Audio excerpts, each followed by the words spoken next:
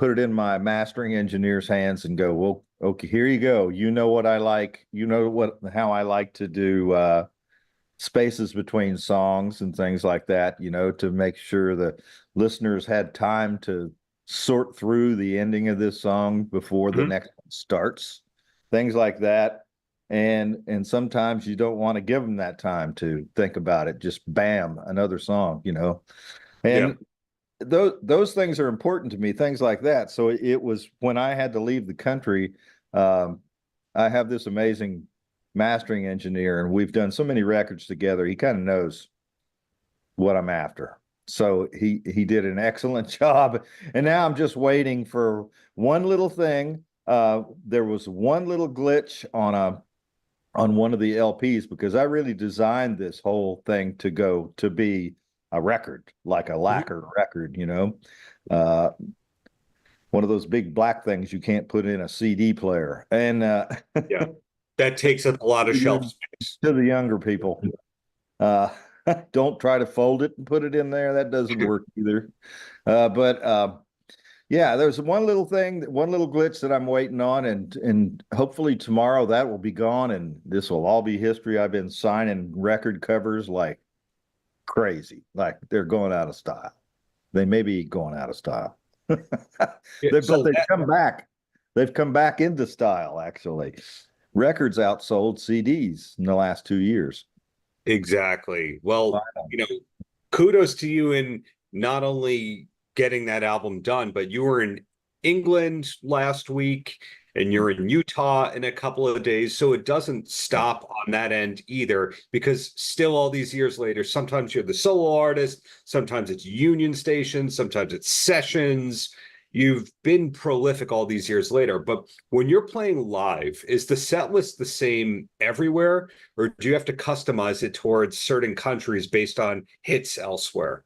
I do. I customize it depending on where we are. We have one sort of set list that we, like drag out the hits, and that kind of thing really helps. And like I just came back from the UK, and there were a lot of things that I said and did that kind of probably just went like, straight over their heads, because you forget sometimes, all the vernacular, all the things that we say that are coined phrases that may not be understood by them, Mhm. and so you kind of have to keep that in mind, and keep things kind of straight ahead for the time being, until you kind of investigate each other, know more about each other, and then you can start dropping the coined phrases. I think it goes both ways. What you're saying makes Oh, sense on one hand, and then the other hand, Marty Stewart is going to dress like that wherever he is in the world. that's right. That's right. I mean, he's going to go. I've never figured out how to tie that neckerchief thing that he's got going on there. I'm going to have to get some lessons, maybe during the Earl Scruggs Music Festival while we're all down there at the same time on Labor Day. Marty can teach me how to tie the neckerchief. Yeah, The three Johnny nights at Johnny Earl Cash Scruggs. style. What's that?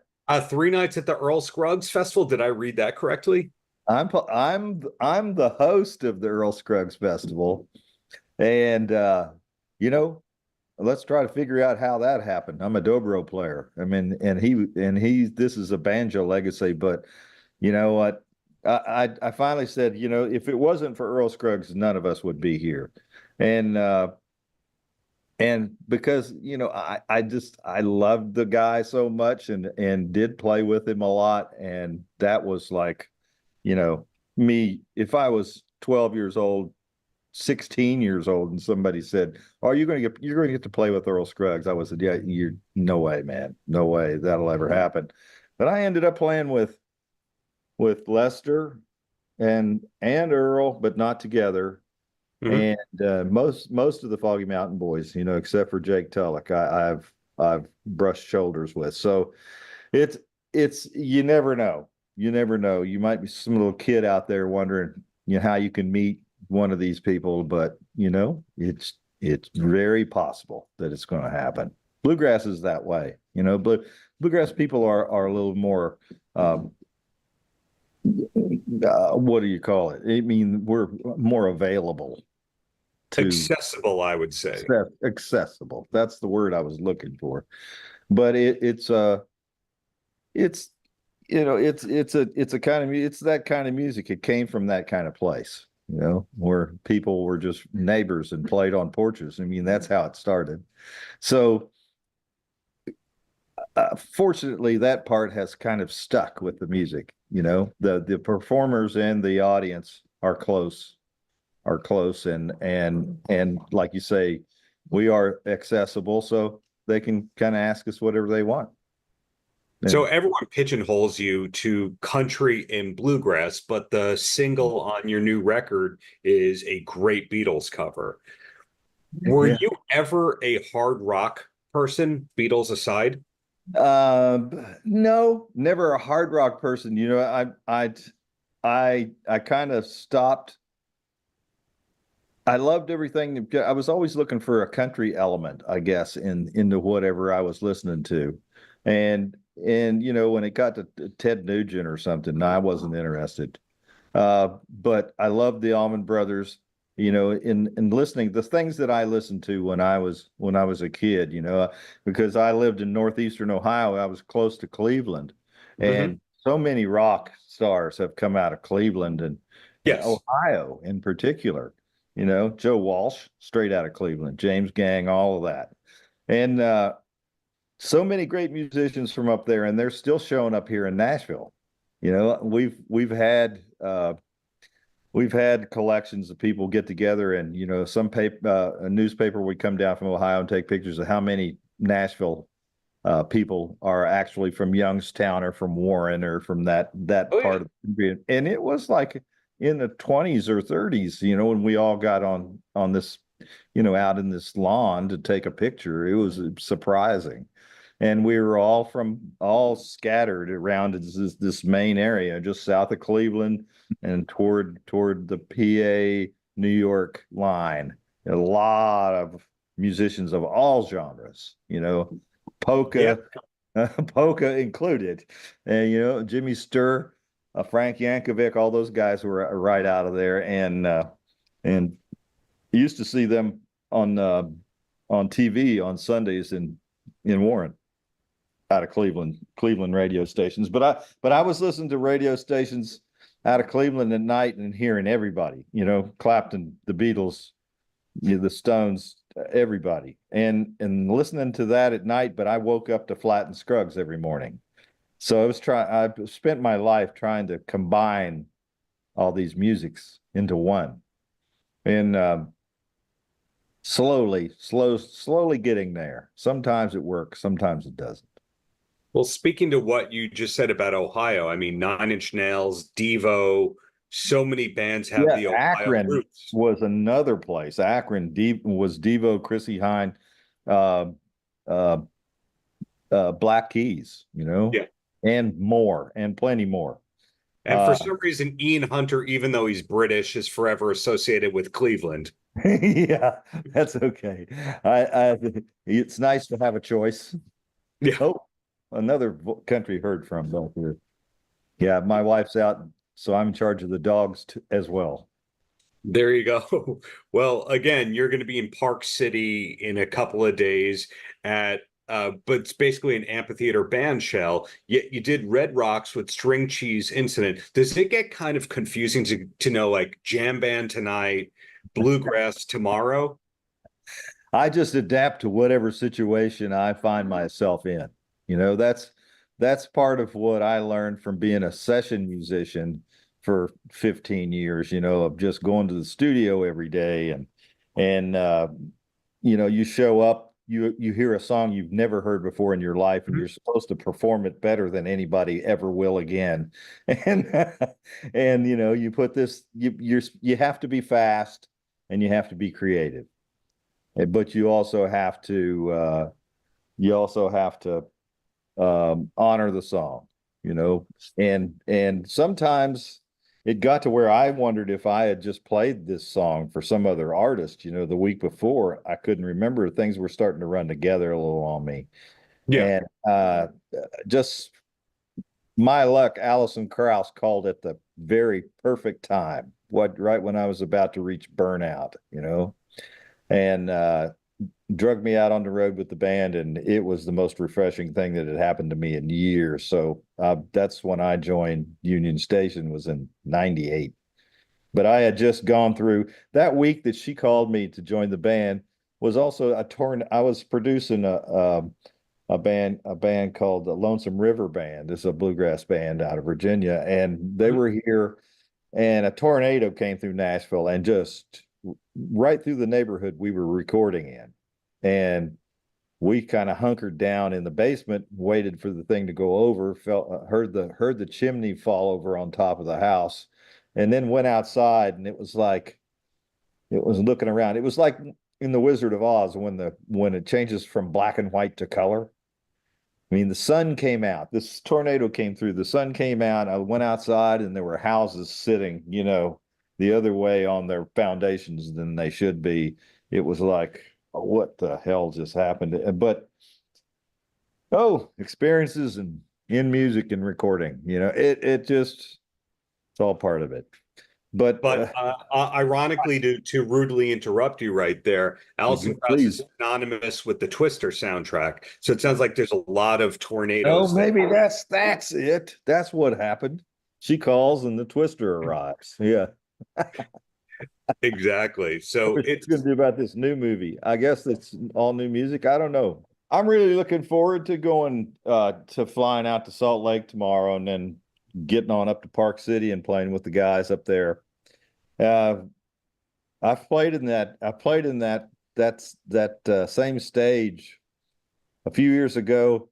I was there with Allison. Mhm.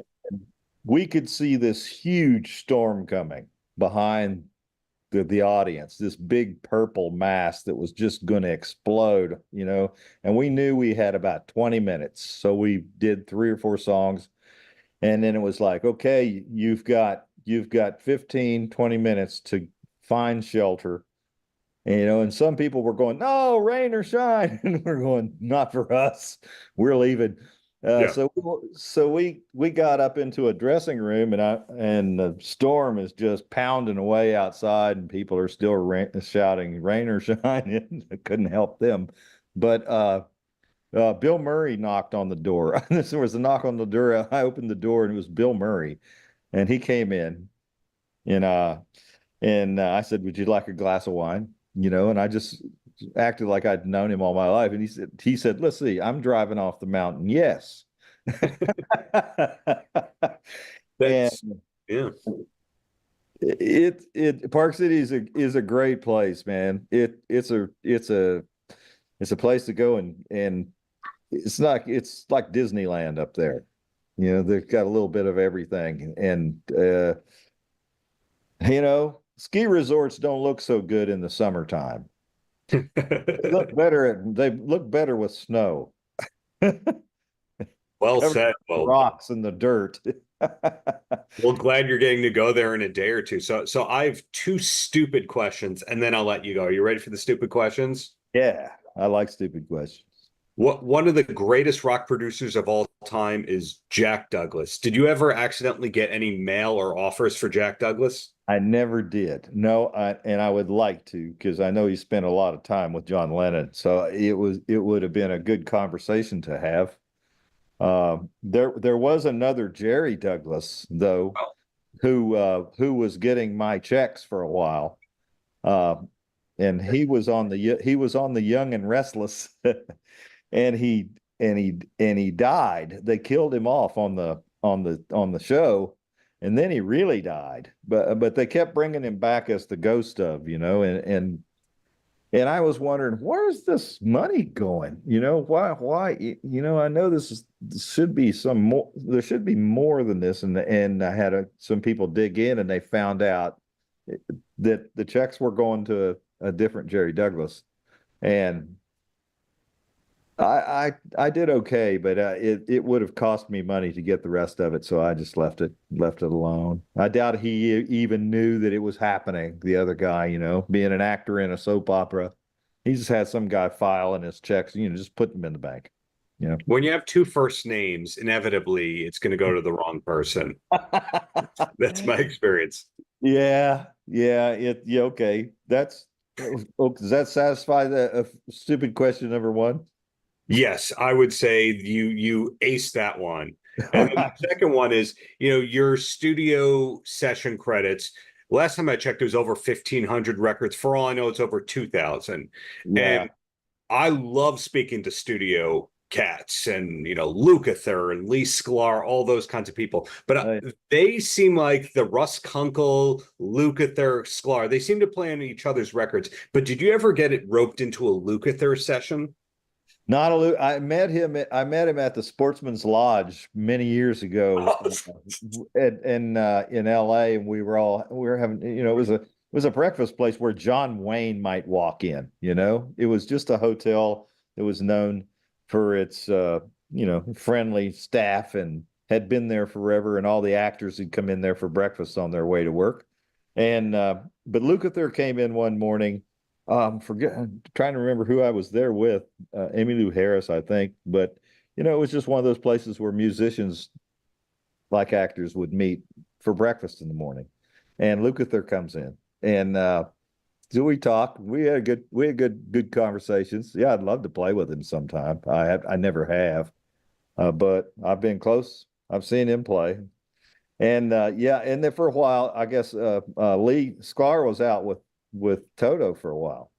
Yes. Yeah, and it was kind of surprising for me when he showed up backstage at a gig that I was doing. And the whole band had just come in from Iceland, and I don't remember where we were, but he said, "Yeah, we just got in from Iceland. I'm playing with Toto," and I went, You're playing with Toto? Cool." David Hungate would be proud. He would back that. And now I saw both Lee and Russ out with Lyle Lovett when I was in Telluride this year, and what a show, man! Those two guys, what a tag team! You can't lose. That's the wrecking ball right there. The wrecking team. They're the new Yeah. one.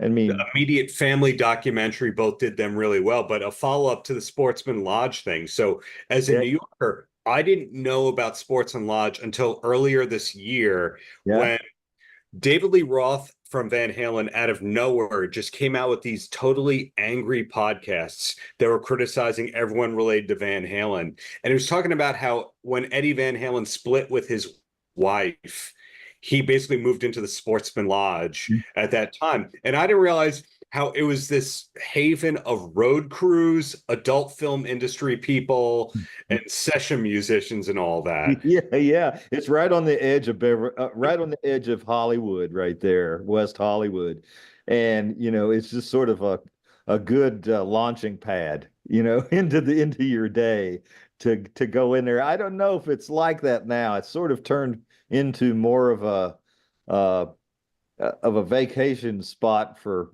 people from south of the border. And Oh.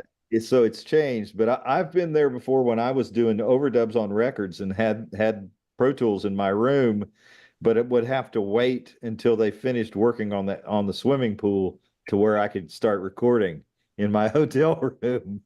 But I've played on lots of people's records in the Sportsman's Lodge in my, engineered and did it all myself. And it's strange how things end up. The first time I stayed at Sportsman's Lodge was I went out to L.A. to play on Emmylou Harris's "Roses in the Snow," Mhm. one of those records. Really when she really dipped into traditional country music, right? And they just said, "Come on out to the sport. You go to this place called the Sportsman's Lodge. Everybody knows about it." And it was like, cool, yeah. And right away, I went down to breakfast the next morning when there were all these bit actors in there that I'd seen on TV. I knew who these people were, but I didn't know their names because everybody, they were all just kind of sitting there. It was like home base for Yeah. them before they went to work. It's in a really interesting place. So it sounds like I should be taking Highly Visit rated. Park City and the Sportsman Lodge in the social media of this article. But the bottom Yeah, line right. was, Yeah, and we can include Denver in that. I go to Denver to play the Paramount, which is one of my favorite places to play in all the world. And I was just in Denver for Red Rocks with String Cheese. Mhm. So Yeah, one year, a couple years ago, it was last year. Uh, it just kind of lined up. I was going to Rocky Grass in Lyons, Colorado, to play with the Earls of Leicester with my band, Mhm. and we were playing on Sunday, and I found out that Little Feat was playing Fiddler's Green on Friday, and Tedeschi Trucks was doing a 2 or 3 night stand at Red Rocks. Mhm. That this is the trifecta for me. I'm going to play with all 3 bands this weekend. They're all right there around Denver. So I went out and played with Little Feat the first night, and then went out and then went on to Red Rocks and did the show with Derek and Susan. And it was just great music weekend, man. It was like all the stuff I love. I really love slide guitar, electric slide guitar, and I'm out there with lap steel just going crazy with those guys, with Scott Sherrod and who's a great slide player now with Little Feat, and boy, they sound good. Yeah. And then moved on to Derek and Susan, and it was I was so happy when I got to the Bluegrass Festival. It was like, okay, I think I'm ready for this now. Yeah, I can do this.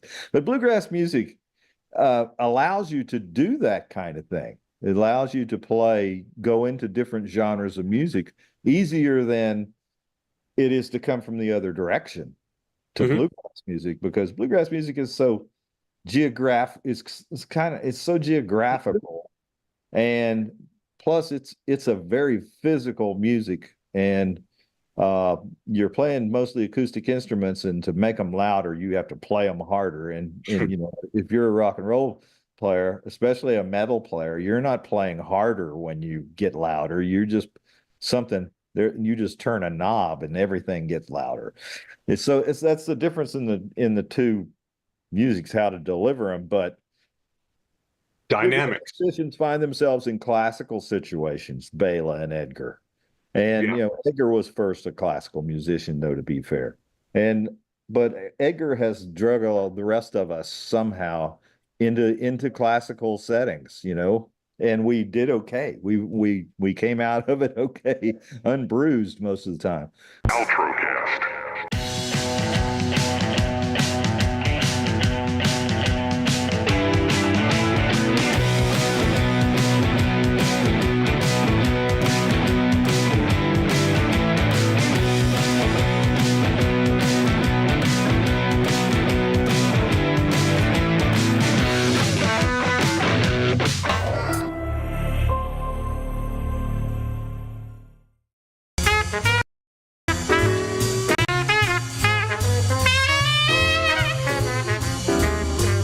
Yes, I never get much from moonlit skies. I never went back for fireflies. Now that the stars in your eyes are beginning to see the lights. I never went in for afterglow, candlelight on the mistletoe. Now that you turn the lamp down low, I'm beginning to see the light. Yes, used to ramble through the park, shadow boxing in the dark. Then you came and caused a spark that's a full-on fire now. I never made love by lantern shine. I never saw rainbows in my wine.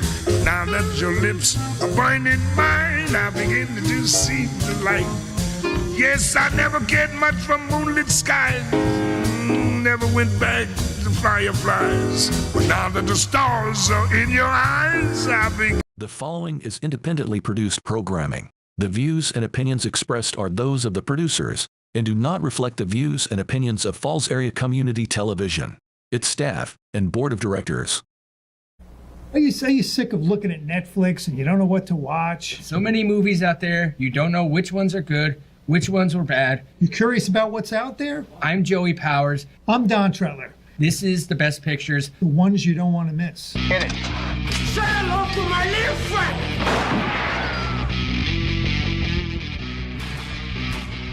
Frankly, my dear, I don't give a damn. Winners go home and the prom queen. English, motherfucker, do you speak it? Everyone in this room is now dumber for having listened to it. I don't deserve this. Deserves got nothing to do with it. No sequel for you.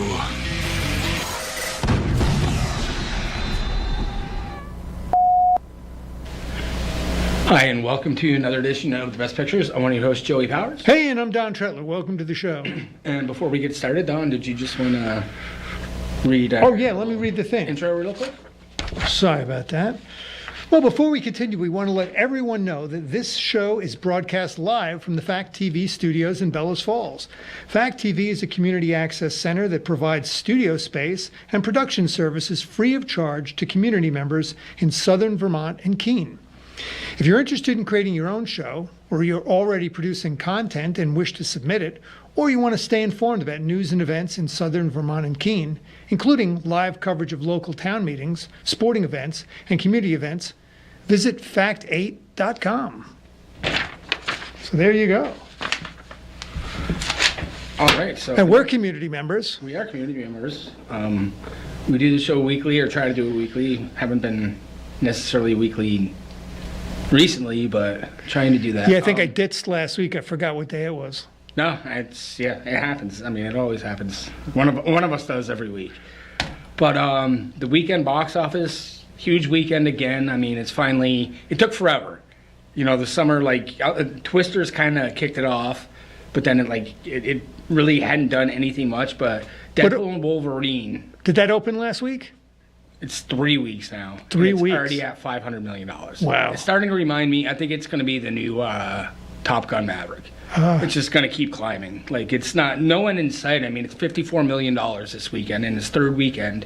It ends with Us, opened at $50 million. I guess it's based on a novel that was pretty popular. Blake Lively is the star of it. I was shocked that it did that well, but Right. I guess it's pretty popular. So. That's the number 2 movie. Yeah, and I honestly, she's a terrible actress. I'm sorry. Okay, she's pretty, but she's a terrible actress. Isn't she Ryan Reynolds' partner? She is. He left Scarlett Johansson to be with her, so I don't know what happened there. Twisters was third at $15 million. It's up to $222 million, so that's done very well. And Despicable Me 4 rounds out the top 5. It's at $330 million. Wow. I missed one. Borderlands, I don't even know what that is. Open at $8.6 million. Oh, yeah, Borderlands. It's like a sci-fi thing. Reminds me, just from what I've seen of it, reminds me of Guardians of the Galaxy. You know, weird creatures in space, and they're kind of a team, but they're all from different planets or something like that. I think it looks cool. Borderlands is a video game adaptation. Oh. Everybody hates it. Everybody hates it. Yep. Oh, I didn't look at reviews for it. Apparently, Colin definitely hates it. Colin knew what it was. And this week, the big opening is going to be Alien Romulus, which has got to be I don't even know how many It's got to be at Alien. It's got to be at least 5. Because I think there were 4 aliens, and they then there was rebooted. Prometheus or whatever. Oh yeah, Prometheus is part of that. Yeah. So I mean, it's got to be at least 5 or 6. Now. To be honest, did you see Prometheus? I haven't seen any of the aliens. Oh. I haven't seen one of them. Wow. Yeah. You ought to see the first one. I've heard they're great. I Yeah. don't know what it is. I just haven't seen any of them. Prometheus, when I went to see it, I didn't make the connection because I think it's like a prequel type of thing. I think because I didn't see the connection when I saw it, so I only know about it after the fact, people talking about it. But I think there was, I don't know, there was at least a few aliens they released. There was one a few years ago, so this might be the there's 6th or also 7th. Alien versus Predator. I don't know if you consider that part of the franchise or not. I mean, Could be. I guess you kind of have to, right? I mean, it's. I wonder if this doesn't list Sigourney Weaver as part of this one. Is anybody famous in it though? Not that I know. I don't know any of those names. Because I'm in Prometheus. I'm pretty sure Michael Fassbender was in that. Yeah, right. right. So he's pretty famous. You know, I mean, everybody knows who he is. And I think, what's her name? The South African actress. She's huge. Naomi Watts. No, Charlize Theron. Charlize Theron. I think she's in it as well. And I think so. They had a pretty big cast. It was a good cast. It was a real good movie. This one doesn't have anyone you recognize. No, nobody. Kaylee Spaney, David Johnson, Archie Renault, and Isabella Merced. And Don't know is any of that them. who's directed that? That's not Ridley Scott or? I don't know. It might have something to do with Ridley Scott. Let's see. Fede Alvarez. I don't know. I have no idea who that is. I don't either. And I've seen just what I've seen from the trailers, and we have the trailer. We can. If you want to, can show it, we can yeah. see the trailer if Colin wants to show it. Yeah. I think it looks very similar to like some of the other ones. So I can't imagine it has much to add to the story, to be honest with you. I mean,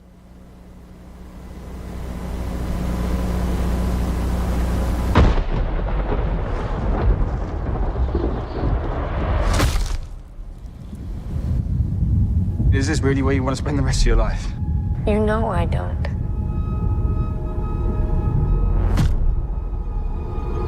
Then this is our only ticket out of here.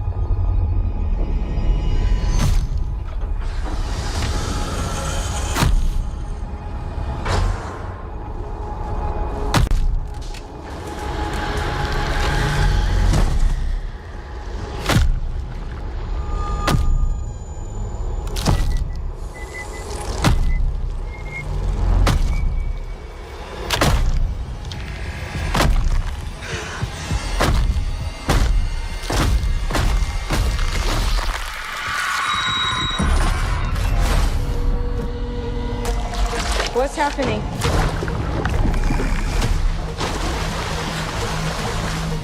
There's something in the water. What do you mean there's something in the No, water? there's just something in the fucking water.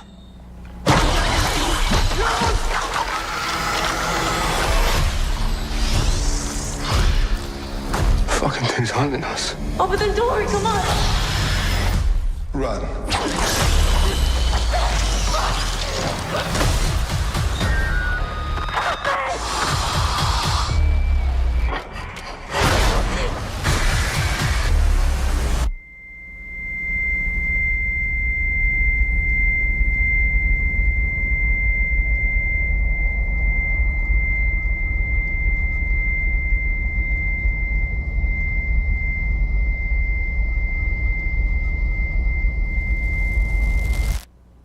Are you sure you want to do this? Even the tagline is the same from the original movie. In space, no one can hear you scream. you know what the funny thing is? We had this conversation when we went and saw Longlegs, which we're going to talk about in a minute. There's nothing original anymore. Right. Everything's a remake or a sequel. There's nothing. I mean, we saw the preview for Smile 2. Right. We saw the preview for that.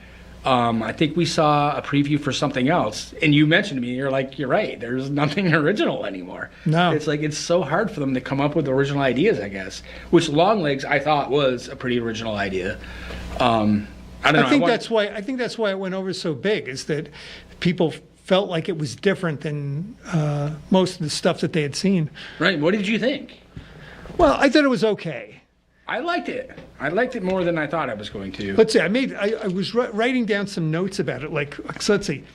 Osgood Perkins, the director, the creator of the movie, was the son of Tony Perkins from Psycho. Really? Yeah. That's crazy. And basically, they said that this had a lot of themes to do with parents and things. So his parents were Tony Perkins, who turned out to be gay, but he was hiding it from everybody for years and years. So he was married, he had children, he had like a double life. I don't know too much about the whole thing, so I don't know if his wife knew about it or whatever, maybe. But anyway, so he's kind of like, that's kind of weaved in. And his mother, Osgood Perkins' mother, was killed in 9/11. So there's all these, like, supposedly some of the trauma from that, some of that was supposed to be part of the theme.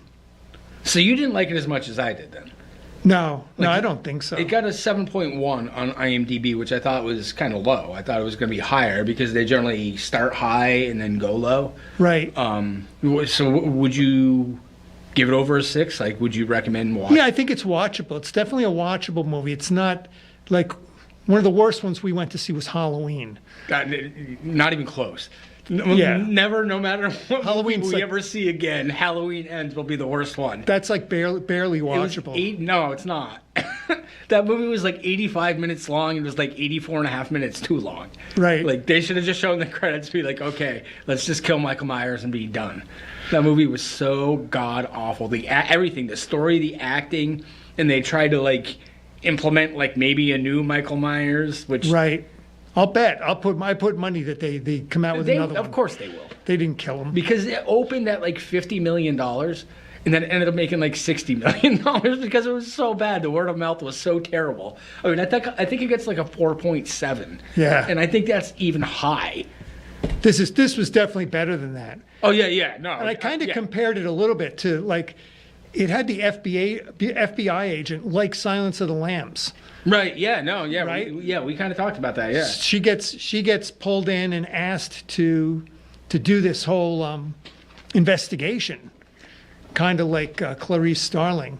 But she was not, well, I guess it's kind of interesting because she was in the same boat as, from Silence of the Lambs, this young female FBI agent, and she's got this fear, but she's trying to cover it up.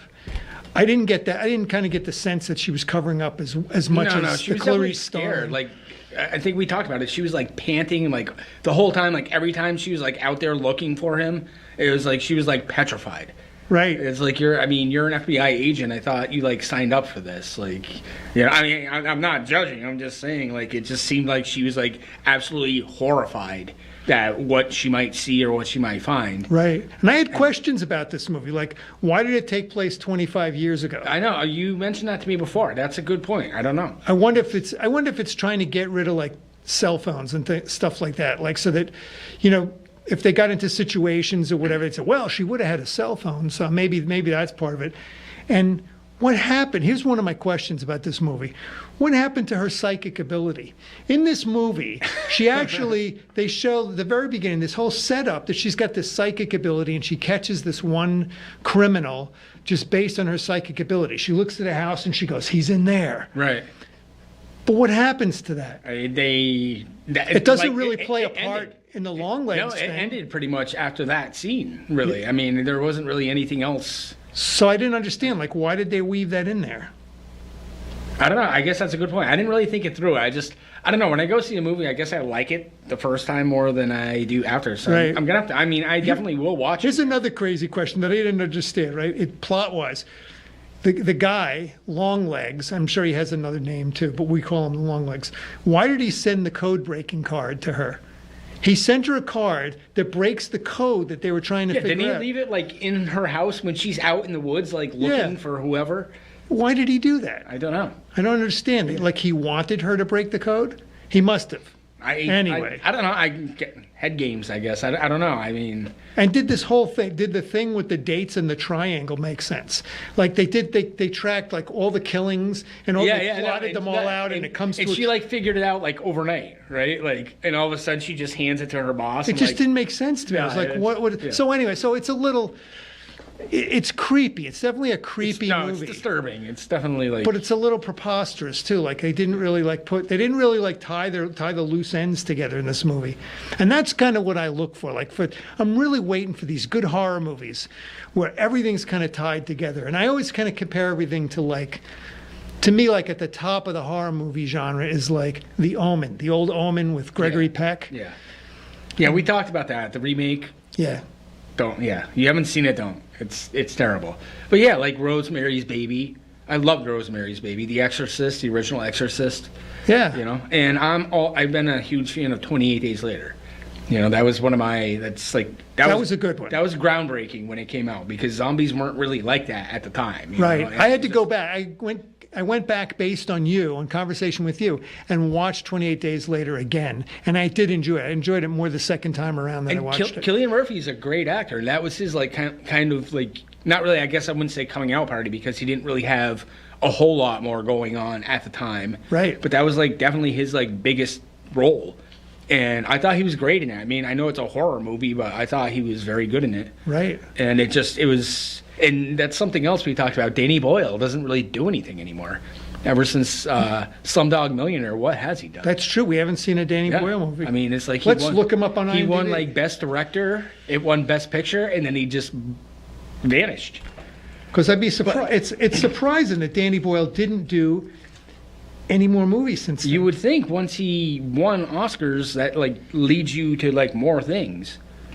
Here we go. Let's see. Oh, okay, he did some TV stuff. He did a movie called Yesterday, 2019. Had to do with the kid that gets like a bump on the head, and then everybody forgets the Beatles, so he's introducing everybody to all the Beatles songs. I mean, that sounds kind of. What does it get? It got a 6.8. I went to the movies and saw it. I thought it was cute. So what does Slumdog Millionaire get? Because I guarantee it gets higher than what I would give it. If I go back, I say Slumdog Millionaire gets 8. It's got to be at least 8. I know it is. It's a movie called... I just disagree. I didn't like it that much. Trust? No, that's a TV series again. Trainspotting 2 got 7.2. What did you think about the original Trainspotting? Slumdog Millionaire. It's exactly 8. Yeah, that doesn't surprise me. I bet Trainspotting, the first one's probably close to that too. Oh, I'm sure. That was very popular. That's definitely a cult classic. Yeah, when that came out, I thought that was just awesome. I remember watching that when I was in high school. I was like, this movie's freaking crazy. Oh, these guys did this movie, Shallow Grave. He directed that. Trainspotting, 8.1. Yeah, that doesn't surprise me. Trying to look for some other ones here. The Beach with Leonardo DiCaprio. I haven't seen that. That probably gets pretty high though. 6.6. I don't remember a whole lot about it. I remember seeing it. I think that's like Leonardo DiCaprio and Tilda Swinton, right? Yeah. Yeah. 28 Days Later, 7.5. That's low. It's a movie called Millions. Do you know that one? Nope. I don't either. Oh, by the way, I think we talked about it. He's doing a sequel to 28 Days Later. Oh. It's coming out, I think, this year or next year. I think we looked that up. Here's this movie, Millions. Ethics, being human, and the soul come to the fore when a 7-year-old finds a bag of pounds just days before the currency is switched to euros and learns what we are all really made of. Interesting. Gets a 6.8. 6.8 is pretty high. That's respectable.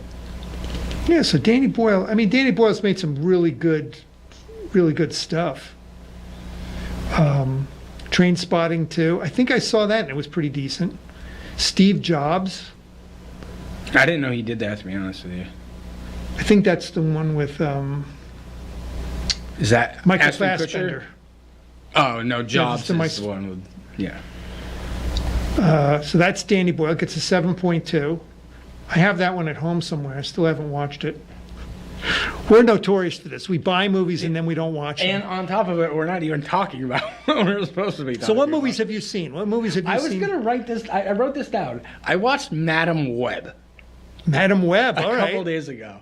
Gets a 4.0. I was going to say it was a bomb. Way too high. Movies. The only reason I watch it is because I have a crush on Dakota Johnson and Sydney Sweeney, and I think the Roberts girl, Emma Roberts, is in it too.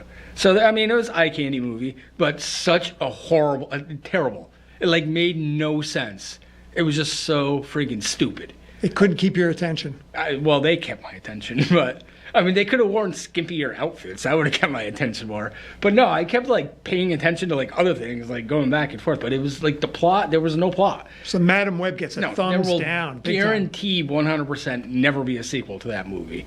If they make a remake, they're stupid. But they might just because. Right. But I watched Striking Distance last night. You've seen that, I'm sure, right? Bruce Willis? Yeah. Yeah. Like 3/4 of that. It came out in 1993. Like 3/4 of that cast is dead. Wow. I was thinking about it last night. Tom Sizemore, dead. Dennis Farina, dead. Brian James, the guy that's the bad guy that is mean to Bruce Willis. He's dead. John Mahoney's dead. And Bruce Willis is on his way out. More or less, right? Right. So Sarah, I think John Mahoney's dead. He might not be dead. But Sarah, I think he is. I think you're right. I think he is, yeah. I was just thinking about it, and I'm like, and Tom Sizemore was 54. Brian James was 50. Dennis Farina was like 68. So none of these people were like relatively old. Tom Sizemore, I think, was known for having addiction problems and stuff. Oh, yeah. That was well documented. But like Dennis Farina was kind of a surprise. And Brian James, this was his biggest role. Like I looked him up, and he wasn't really in anything else of note. Like a couple like guest appearances on TV shows and stuff like that. But I mean, he died at 50. It's like, am I mixing up? He was like a big guy. He's the Had guy like a beard. No, he had like the long hair. He was just a jerk. He was the one that always picked on Bruce Willis. He was like a jerk to him. And the guy, Robert Pastorelli, the cop that ends up being the bad guy at the end, the one that jumps off the bridge, he's dead too. Oh, wow. Like, literally, I was like, what? Is this movie cursed? Like, I mean, it's insane. And Bruce Willis is, he's got to be close to 70 now. But he has, like Parkinson's or dementia or whatever. Like, he's done. You know, and it's just... Wait, maybe he spells it with a Y. Brian James. B-R-O-I-N. Oh, maybe I'm thinking... He plays Eddie. He's like the wicked dick to Bruce Willis in the movie.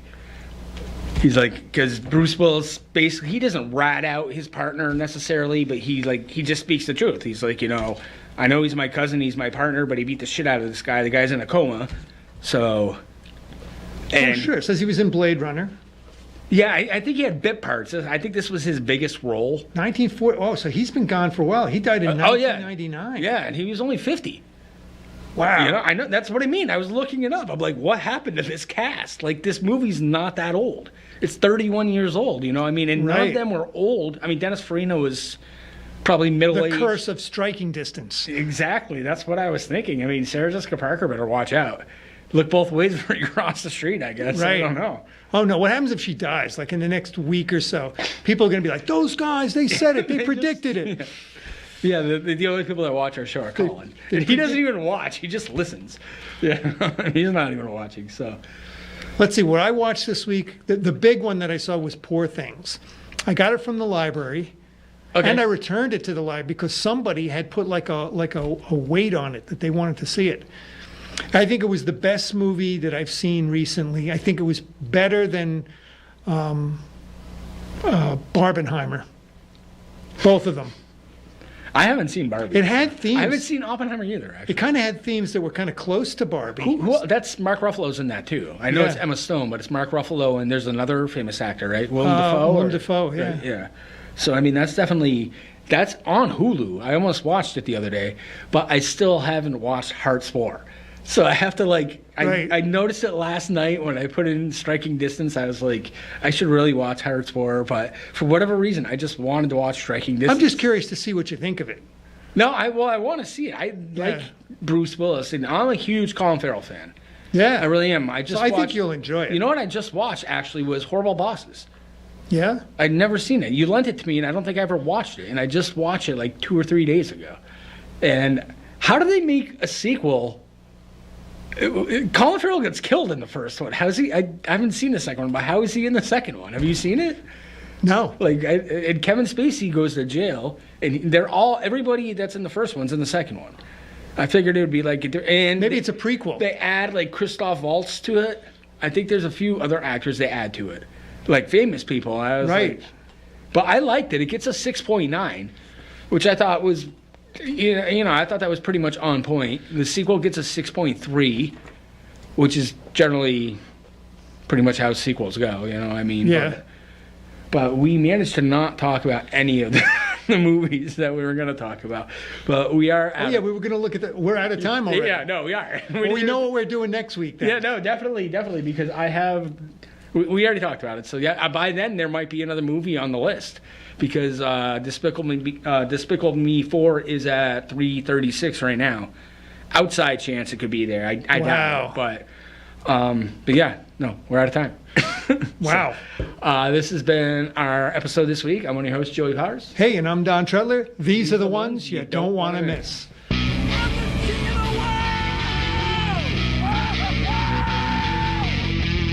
Gentlemen, you can't fight in here. This is the war room. Here's Johnny. Go ahead. Make my day. Life moves pretty fast. If you don't stop and look around once in a while, you could miss it.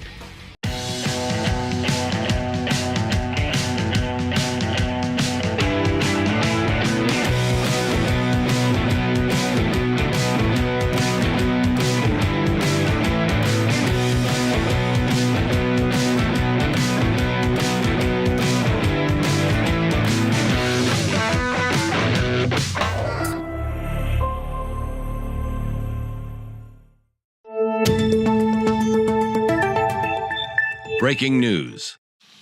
I'm Hank with Brattleboro News and PlanetHank.com. I'm here in South Brattleboro, just off Valley Street, where Brattleboro police received a call that one of the residents had an active warrant out of New Hampshire. Brattleboro police showed up with multiple officers and placed the suspect under arrest.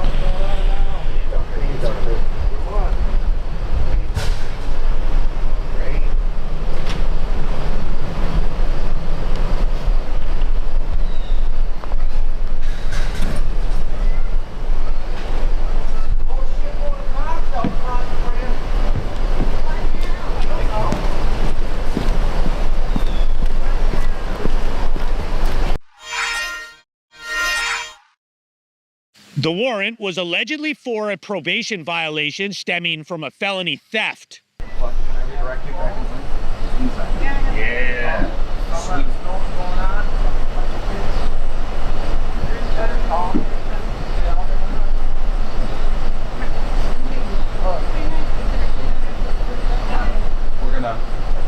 We're gonna head on down this way.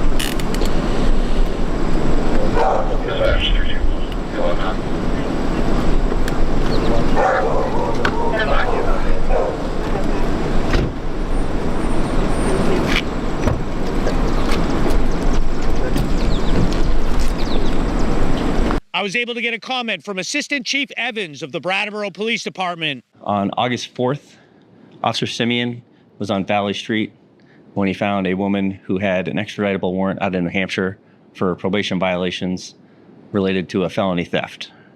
She was arrested and lodged as a fugitive from justice. Just because you are arrested does not mean that you're guilty of a crime, and the investigation is ongoing. I'm Hank with Brattleboro News and PlanetHank.com, sponsored by Brattleboro Ford.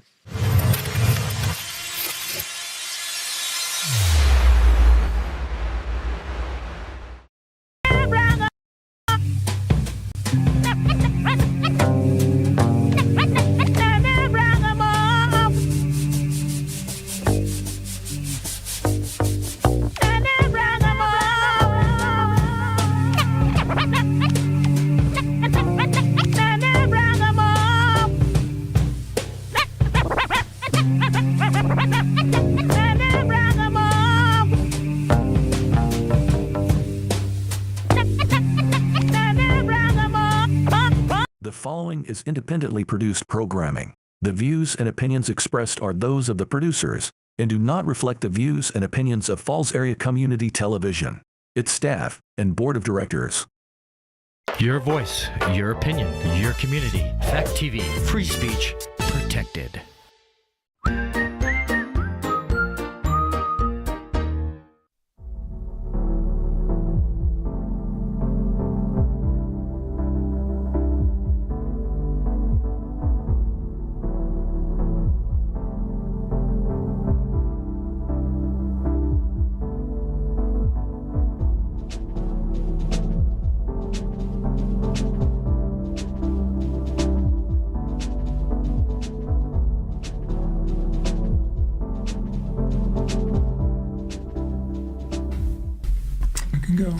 Hello, and welcome to the New Commons. I'm Johanna Laurie. And I'm Harry Bubb. And that's right. My guest today is Harry Bubb, who I interviewed last time. Harry is retired as a professional graphic artist, but is never retired as a truth seeker. So we're going to be discovering, and we're going to actually be continuing our discussion of last time about the origins and the current conflict going on in Gaza. So, Harry, take it away. Okay.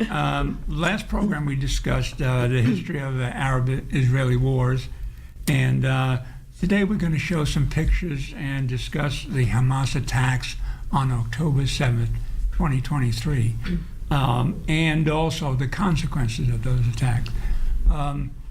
We must first remind the audience that there have been 15 Arab-Israeli wars since 1948, and they all are relate back to the initial cause, and the cause being that the Zionists stole the land from the Palestinians and made their homeland out of it. And this is something that's not all that well advertised, as you might expect. Nobody wants to tell, just like we stole our land from the Native Americans, the Israelis don't want to admit that they had stole their land from the Palestinians. So the Israeli forces not only military defeated the Palestinians and stole their land, but they expelled 750,000 of them out of the country and made them destitute refugees.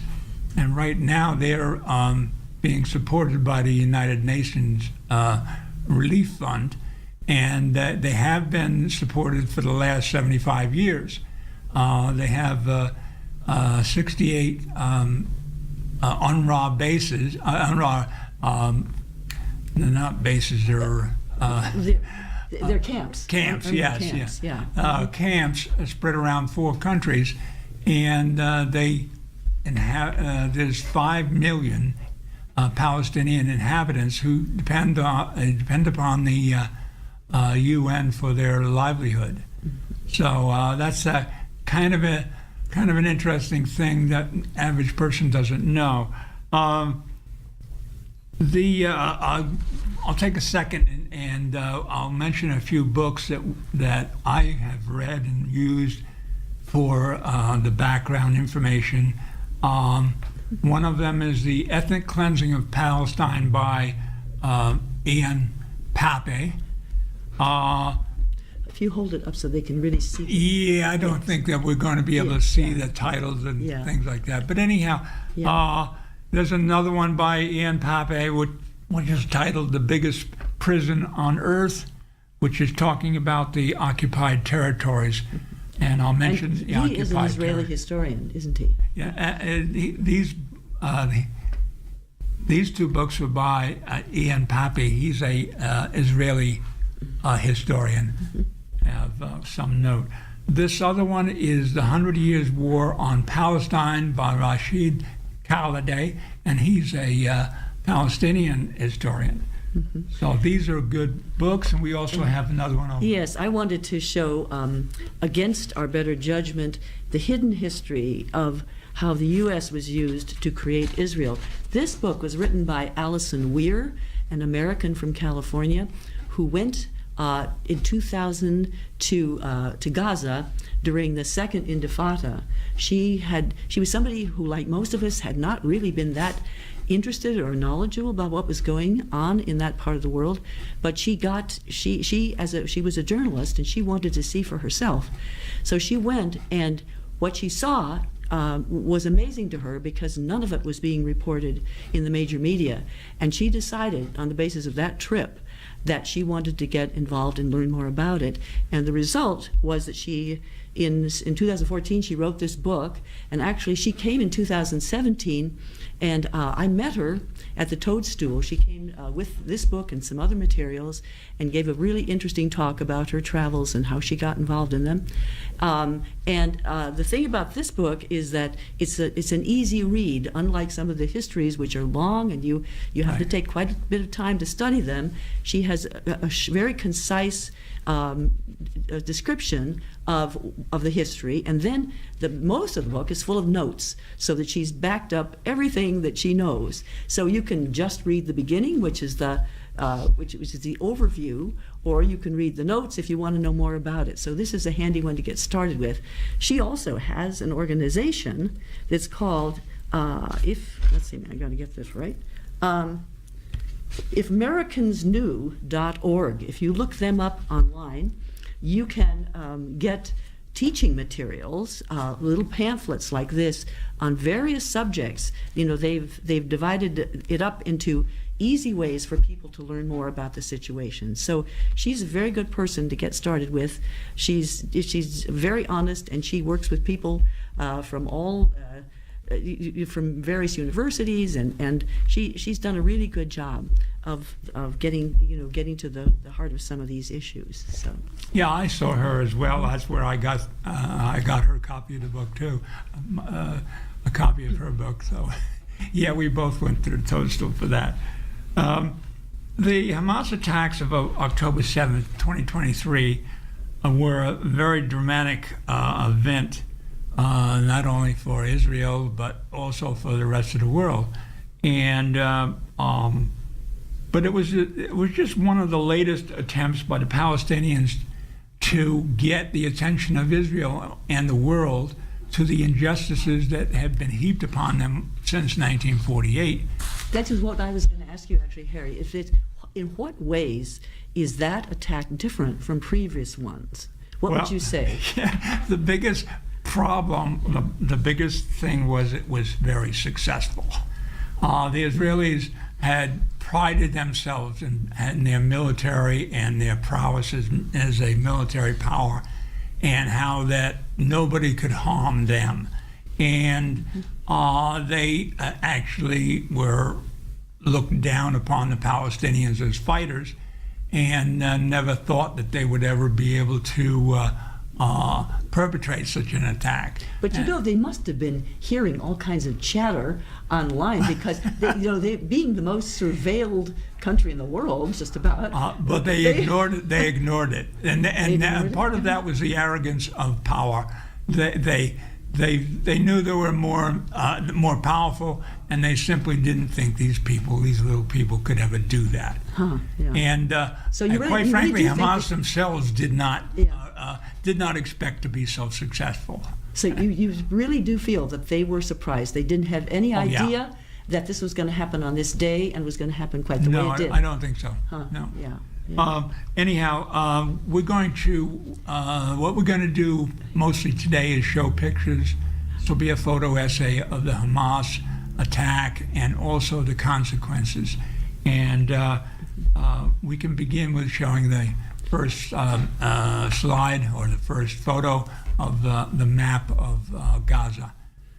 Okay, this gives you a little idea that Gaza is a very small strip of land, and it's about the size of Washington, D.C.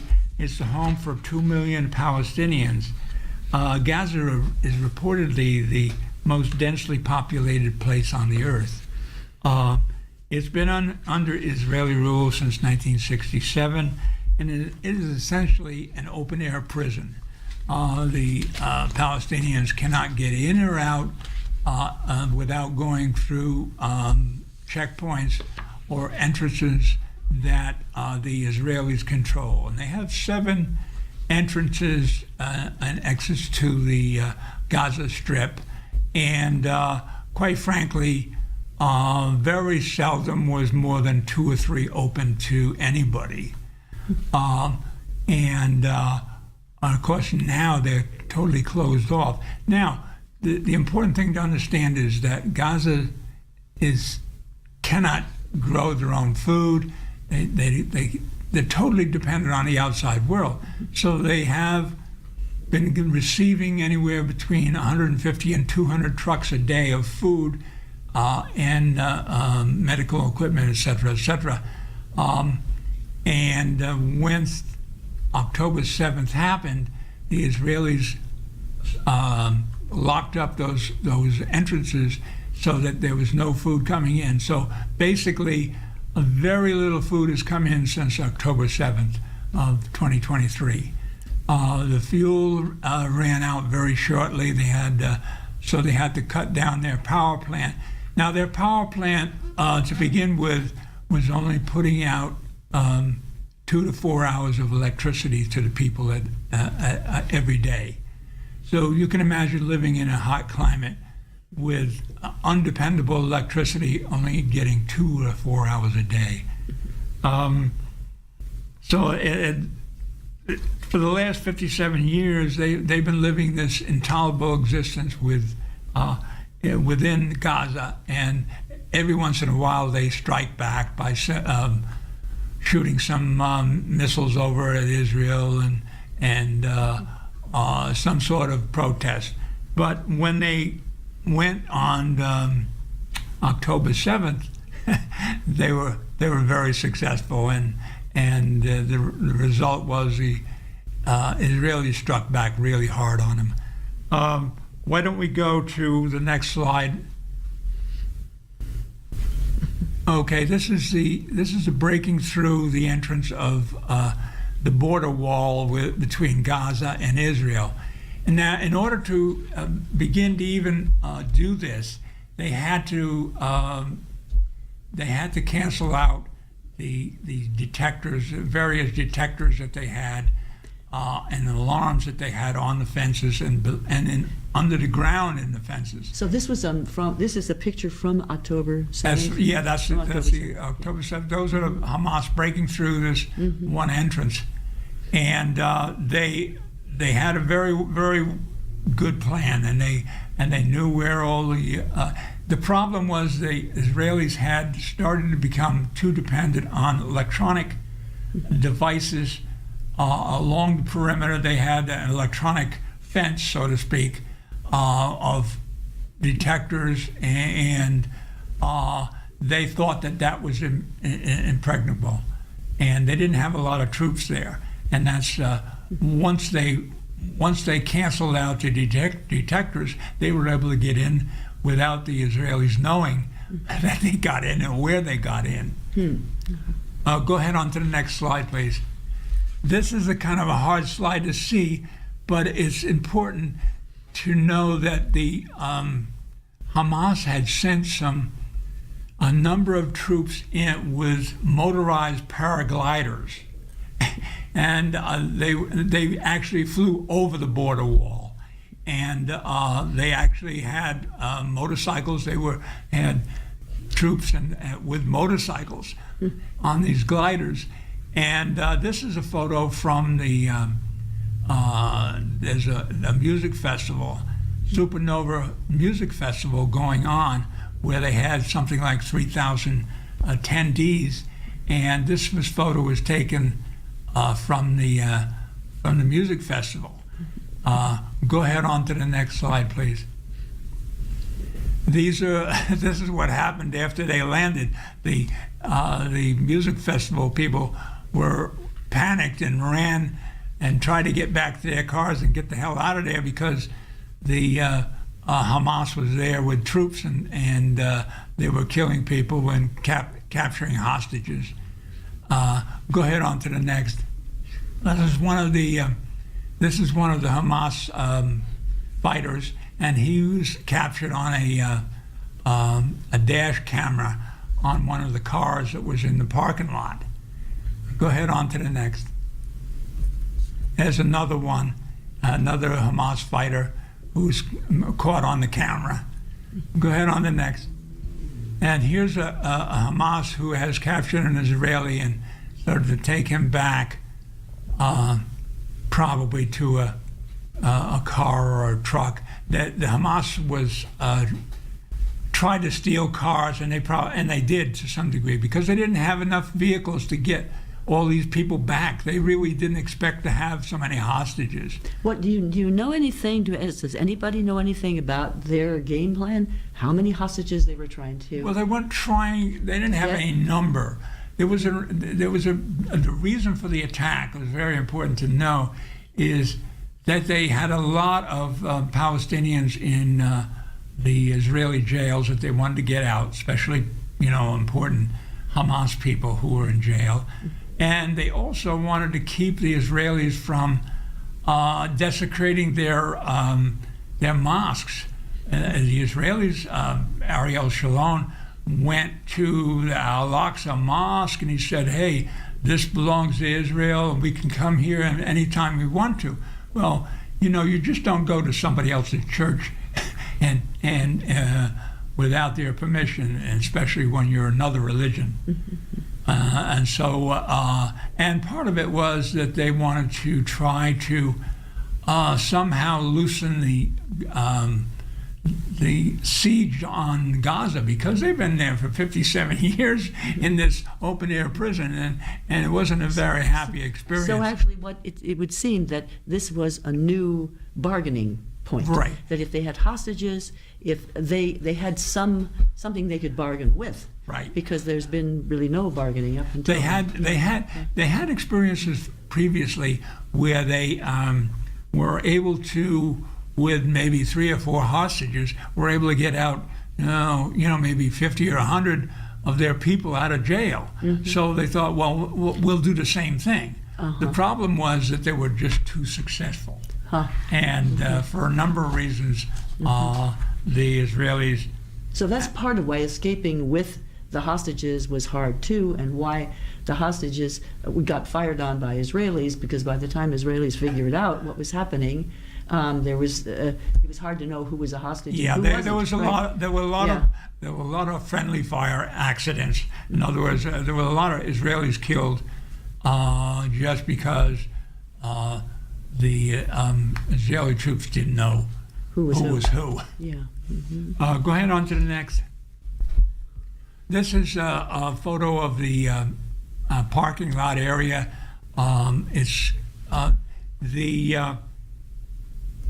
lot of the people from the festival ran back to their cars and thought they were going to drive away. Well, they started to, but the Hamas caught up with them and shot up a number of the cars, and so all these people.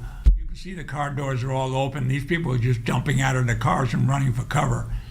And there are 4 or 5, 6 burned cars there, and so it was a real... well, what burned the cars at that point? Was it the Hamas who burned the cars? Oh, yeah, the Hamas was just shooting them up, and they hit a gas tank, and they blew up. Yeah. It was just a kind of a free-for-all at that point, yeah. Well, go ahead on to the next. Yeah. All right, this shows, it's kind of hard to see this, but this shows 2 hostages and 3 Hamas people. And this is a BBC News photo, and it's obviously taken with a phone, and so the quality is not too good. But it just gives you an idea of they were walking these people along the road, and then they had to get some sort of transportation back to Gaza. And when they got them back to Gaza, they had tunnels underneath Gaza, which were utility tunnels by and large, but over the years, Hamas had built their own tunnels as well. So that's where they hid the hostages, part of the places that they hid the hostages. In the end run, they got back about 200 hostages. They early on they had a prisoner exchange where I think close to 100 were returned to Israel, and but there's still over 100 that are still in Gaza, captured by the Hamas. Who are still alive? And still alive. Some of 30 or 40 of them are dead. Some of them have been killed by Israeli fire, and some of them died for various other reasons. But anyhow, go ahead on to the next. This gives you a little idea of the consequences of the Israeli bombing attacks on Gaza. Go ahead on to the next. Okay. This is a picture of a rescue worker with a dead child that was extracted from a collapsed building.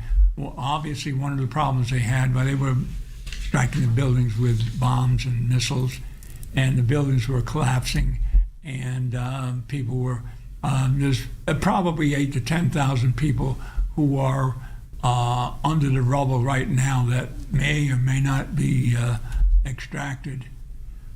Go ahead on to the next. This is one of the parents is just given his the remains of his child. Go ahead to the next. This one is is also a child that's been extracted from a bombed out building. This one is alive, and the rescue worker, the ambulance worker, is taking him back to the ambulance. Go ahead on to the next. All right, this is okay. This is the Yasser Arafat airport. Now, the Israelis allowed them to have it during. They had good times and bad times as far as relationships with the people in Gaza. And during the good times, they allowed the Gazans to have an airport, and they called it the Yasser Arafat Airport. And the problem with that, it opened in 1998. It was built with foreign funds, German, Saudi Arabia, Qatar, all those kinds of places. It was never paid for by the Israelis. The Palestinians couldn't afford to pay for it. Anyhow, it was open for 2 years, and then there was a little bit of a conflict between the Palestinians and the Israelis, and it was closed, and eventually it was demolished. Go ahead on to the next. This is the airport before the bombings. Okay, so you get an idea. It was a pretty decent looking airport. Go to the next, please. Now, Gaza had their own power plant. Of course, any city needs to have their power plant. And in 2014, the Israelis bombed the power plant and put it totally out of business. And after that, that's when they had maybe 2 to 4 hours of electricity. Was all they could generate for the whole city. And you can imagine what from 2014 to 2024, we're talking 10 years of having minimal electricity within Gaza. Go ahead to the next. This is a picture of this fellow died on the street, probably of a heart attack after one of the bombings. And this is almost a pieta with, there are 3 people who were kind of witnessing this scene, and it's very moving. Go ahead on to the next. This is the Palestinian child on the floor of a hospital waiting to get treatment. He's just been brought in on that little pallet. And go ahead on to the next. This is obviously this is a mass burial trench. They're just about ready to bury these bodies. And over on the right are a group of family and also the people who are doing the excavation and everything. And they're giving a couple of minutes of last prayers before they, before they bury these. They probably had cemeteries before, maybe do this. Yeah. But people are dying so. Oh no, so much. they buried. They have mass burial. I mean, you have almost 40,000 people killed. So we have mass burial sites all over Gaza. Some of them, recent ones, have been right outside the hospitals because so many people died in that particular area. So they had to. It's in a hot climate. Right, you can't bury them keep, before they're healthy. You can't keep bodies around very long in that kind of climate. So that's where these little bags are, these little plastic bags. Go ahead on to the next, please. This is one of the reporters that was shot. 175 was the last count that I got. 175 journalists have been killed in Gaza since October 7th. And this particular woman was shot in the head. Here she is wearing her press thing, and this is how she was when she was shot. And anytime you get someone who's shot in the head, it's almost always on purpose. You don't accidentally shoot somebody in the head. Even in combat, you very seldom hit the head. So, and now go ahead to the next. This is inside of a ambulance, and this guy is kissing the foot of his dead child. Go ahead. Yasser Arafat was a Palestinian leader of the Palestinian Liberation Organization, and eventually he was brought back to Gaza and allowed to be the leader of the Palestinian Authority. And the Palestinian Authority was basically a way of outsourcing the control of Gaza to the Palestinians. And it was a cynical way they were saying, well, if you take care of these of Gaza and you run Gaza, and in 5 years we will consider making it a state. Well, the Israelis never had any intention of doing that, but within 5 years, the population was absolutely sick of PLO or Yasser Arafat's rule, and they elected Hamas. Shouldn't we speak about the Oslo Accords, though? Because everybody goes back to that there was this time when they were negotiating, and Arafat was the negotiator for the Palestinian side, and there was this great hope all over the world that actually there might be some kind of a breakthrough and some kind of an agreement between the two sides. And that did not come to fruition. And then, do you remember why? I mean, we blamed Arafat. We said everybody Arafat blamed. was not willing to negotiate. The West blamed Arafat, but it was absolutely not true. Yeah. They were just trying to sucker him into a bad deal. The Israelis themselves have absolutely no intentions of ever giving up Gaza or the West Bank. They might, in a real stretch, they might give up Gaza, but they'll never give up West Bank. But they have always been disingenuous about all these peace things. They're not going to give the Palestinians a homeland. I think the basic sticking point there wasn't it that they would still have control.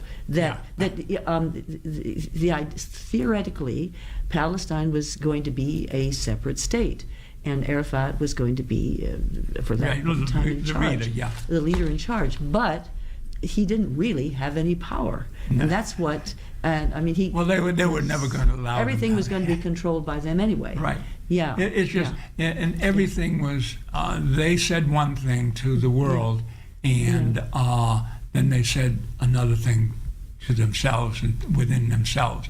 And one of the good things about the books that I have read is they go in, especially this one here, is going into the minutes of the meetings of all the ministers and finding out what the minister is actually saying. So the true story comes out in this particular book because he got all the information from the minutes of the meetings that they had. And this is an Israeli historian, you know. So I mean, it's known to people in Israel who want to find this information. Oh yeah, it's known. Yeah. There are a number of really fine Israeli historians, and who will admit the fact that Israel did this and Israel massacred that, and they purposely did the 1967 war.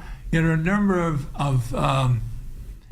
historical books that tell the story. The problem is that the average person doesn't read and doesn't read this kind of stuff. And well, the other thing is that the media has projected a totally different, it's like we have two different scenarios. Right. The one scenario is the official scenario, and that's what we all hear. And then there's this other scenario, which is hard to believe because the media never supports the other scenario. Right. I mean, Eli, what happened recently, I think Poppy came here and he had a hard time even being, did the media report that? Yeah, that he was here? Yeah. The interesting story recent story about Pape, who is the author of these two books that I have right here. He went to Detroit. He flew in and out of the country, flew into Detroit, and the U.S. government took him back into a back room and questioned him for 3 or 4 hours. And they made him give up his cell phone and took everything off his cell phone and questioned him, and as if he was a criminal or something. And here's a world famous historian who just happened to be telling the story that they didn't want to hear. And but anyhow, that's our government does a lot of things that are we should by now understand that our government does things that are wrong, and they have done so. Well, and that actually, as Alison Weir points out, we have been instrumental in setting up Israel and supporting it ever since. So that's really very important that people in this country realize the extent to which we are behind everything they do, including what they're doing right now. Oh, absolutely. So, and the amount of aid that we give Israel is usually 3 to 5 million a year. If we could switch to this a minute, we can show this. This is a graph of U.S. foreign aid to Israel. The reddish part is military aid, and the lighter part is economic aid. So, and this is to several countries, Turkey being down the bottom, India, UK, Iraq, Ukraine, South Vietnam. The aid gets bigger and bigger as we go up. Afghanistan, Egypt, and then here's Israel. So compare all those other countries, tiniest country, and that's the kind of aid that we get, that they get from us. This is the military, and this is the economic. So I think people should see. You can't see the fine print, but you can see the comparison. Rest assured that there's a skewed amount of and we're talking aid. billions, billions of dollars. Yeah. And that's not counting the aid that they get from Jews around the world.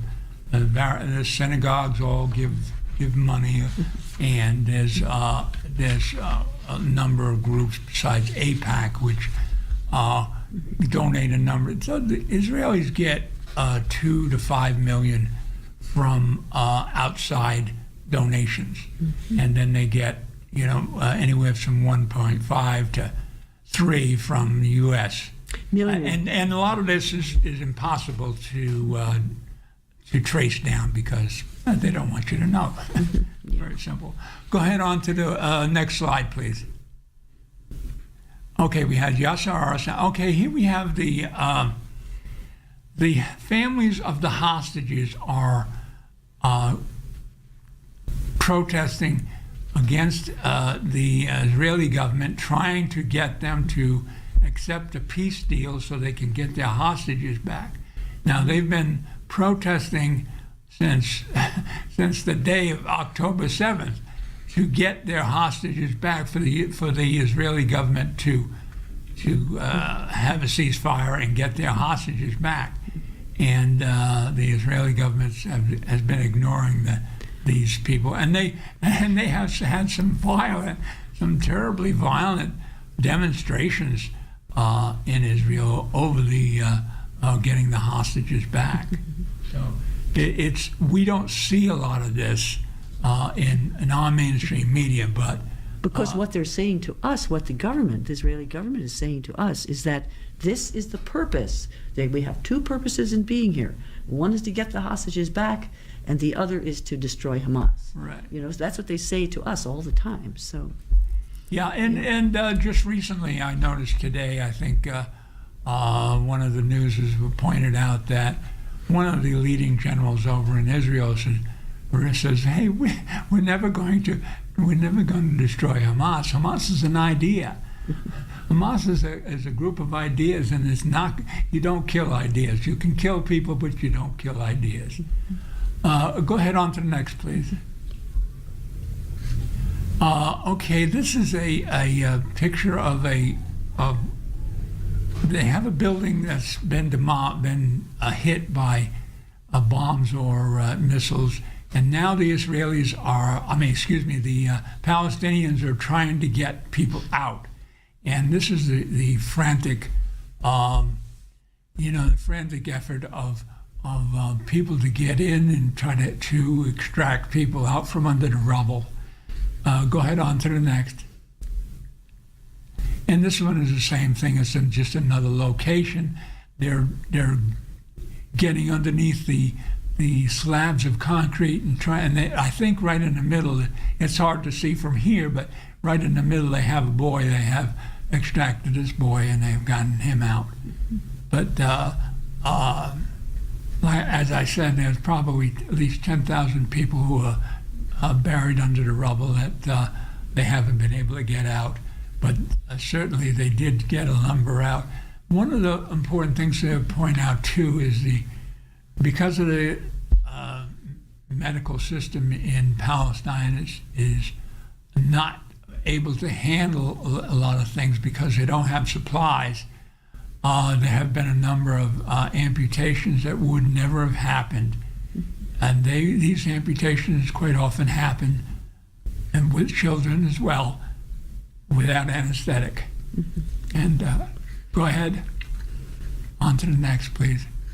Okay, this is Ariel Sharon in the middle, the white-haired man, who is going to the Al-Aqsa Mosque with a bunch of bodyguards. He sure as hell needs a lot of bodyguards.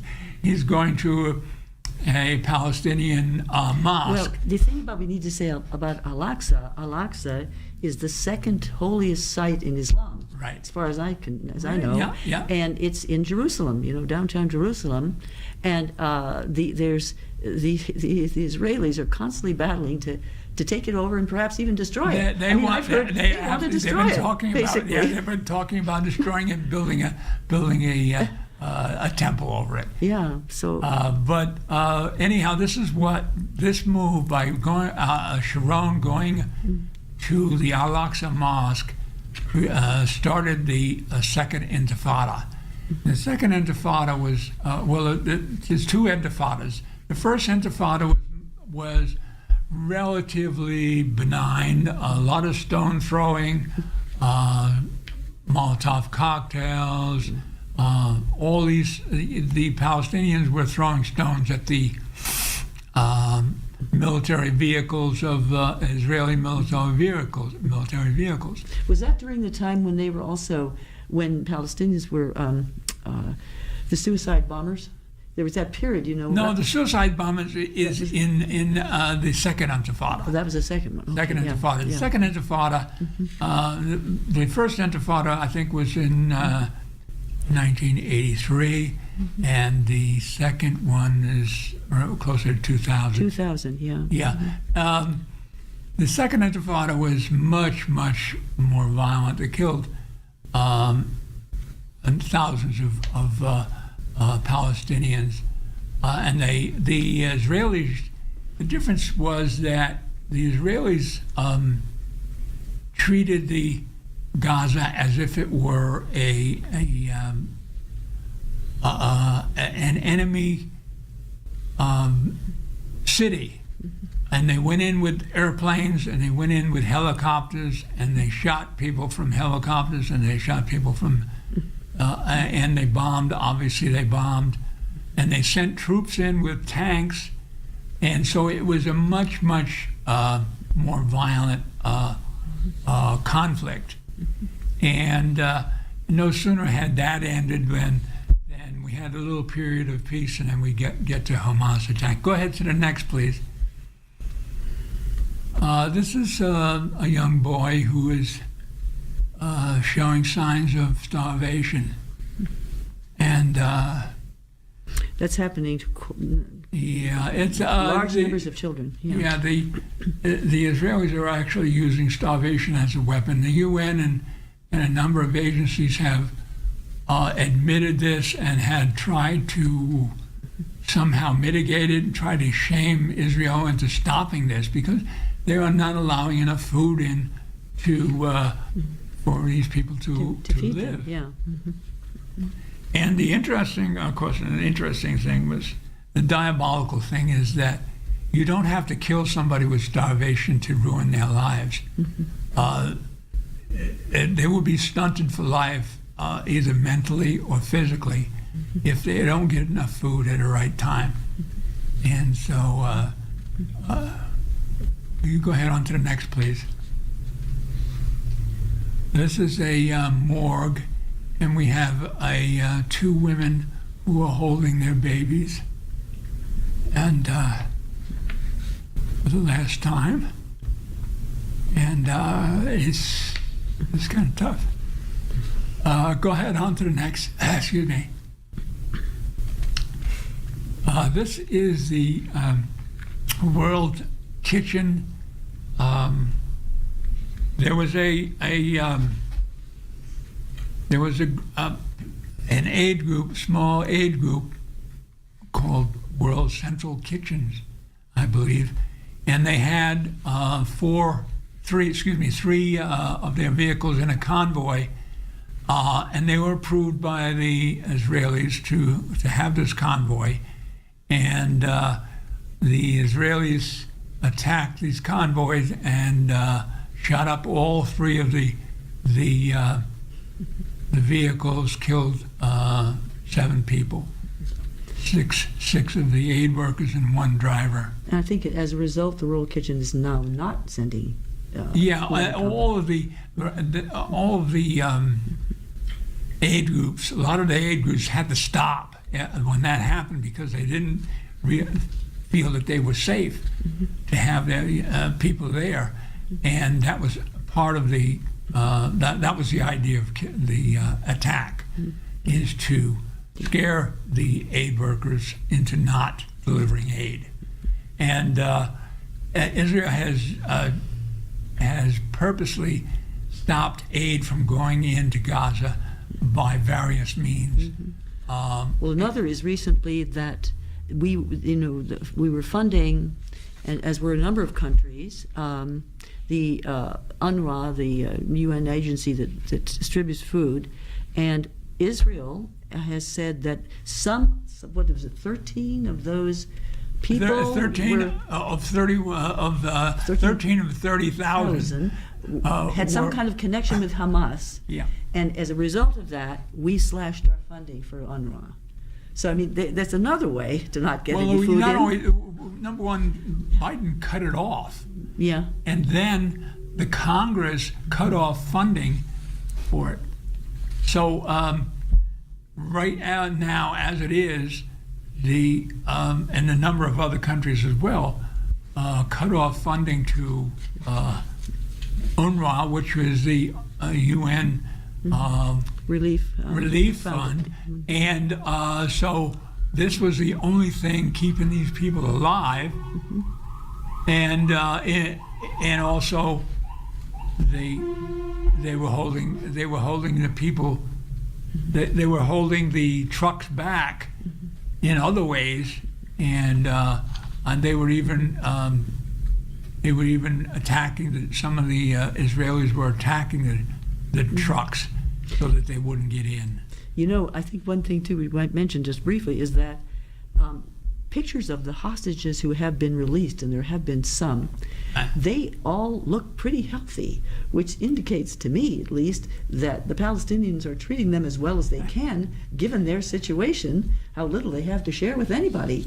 You know, the hostages are not coming out all emaciated and Right. you know, we never did eat. Some of them are saying, well, you know, there's some days we didn't eat, but my gosh, there's weeks, there's you know, months, there's years now the Palestinians haven't eaten. So I mean, yeah, There's a dirty little secret too that that the Israelis never wanted to get out, was that during the 1948-49 war, the Palestinians were taking care of the Israeli prisoners much better than the Israelis were taking the Palestinian prisoners. So that's just the way it is. Let's see. Let's finish up with the photos. Okay, we have that. Or we have this young boy who's dragging one of his siblings is laying in back of the cart, and he's dragging this little cart. But from this picture, you can see the destruction, the amount of destruction that exists in the. Interesting to me that I just read this morning that Netanyahu has compared this current war that they're doing in Gaza to World War II. And if you look at these pictures, you do in fact, it reminds you of the bombed out cities in World War II.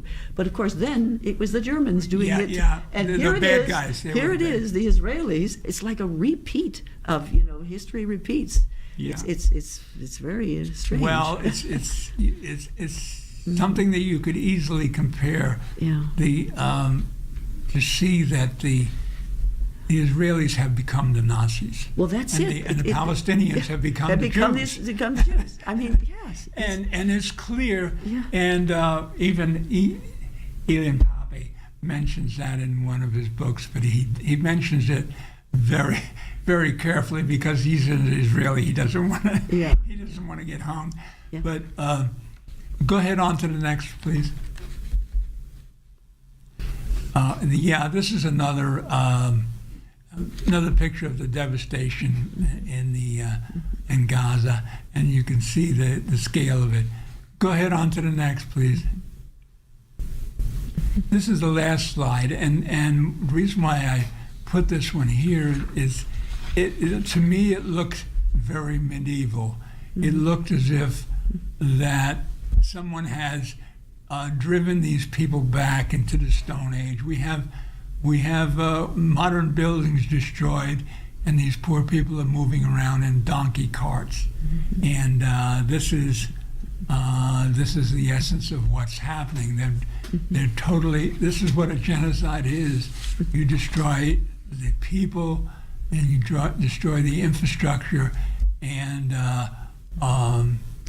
the Israelis have always wanted to get rid of the Palestinians, and they were able to get rid of during their War of Independence, which was 1948-49. They were able to get rid of 750,000, which was 3/4 of the population, and now they're trying to do the same thing. They tried to do the same thing on the West Bank, and they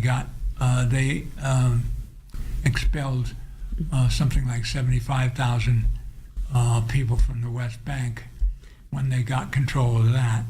So it's been an insidious insidious war.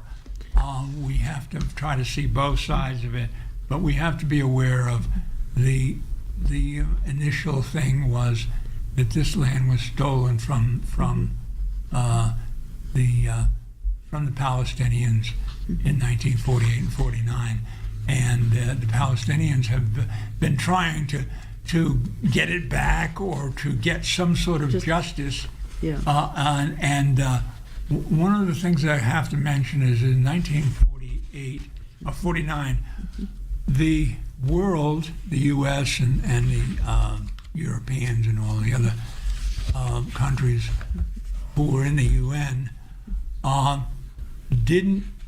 knew that this was happening. This was obvious. This was an obvious thing that the Israeli had stole this land, and they ignored it, and it was ignored in the press, and consequently, it took a lot of years before people realized that, oh my God, they stole this land, and so the Palestinians are the victims, and yeah, I'd like to say, yeah, that really because it's been so skewed in the sense of the support that Israel has gotten over all these years from us and other countries for its right to exist as a country, as a place where Jews can call a homeland.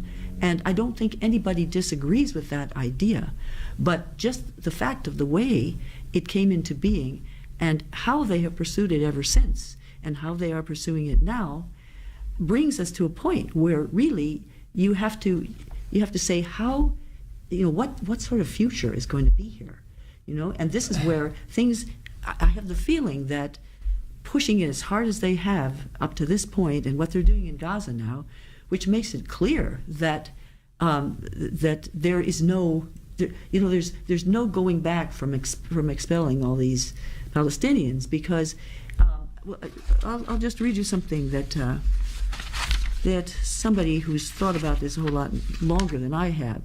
He says that they're positioned. Wait a second here. Make no mistake, there is no meaningful room for compromise between these two sides.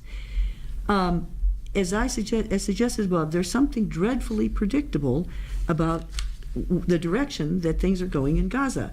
And if given these impulses, the real work is to get people to come to a new understanding and completely something that is quite different from what they've had before. This article had talked about the fact that what we're doing now, what's happening now, what the Israelis are doing now, creates a situation that nobody can go back from. They have to go forward with something, even if they kill all the Palestinians in Gaza, which God knows we hope they won't. There's still that many Gazans in other countries. There's still, as you say, the idea of Palestine, which will never die.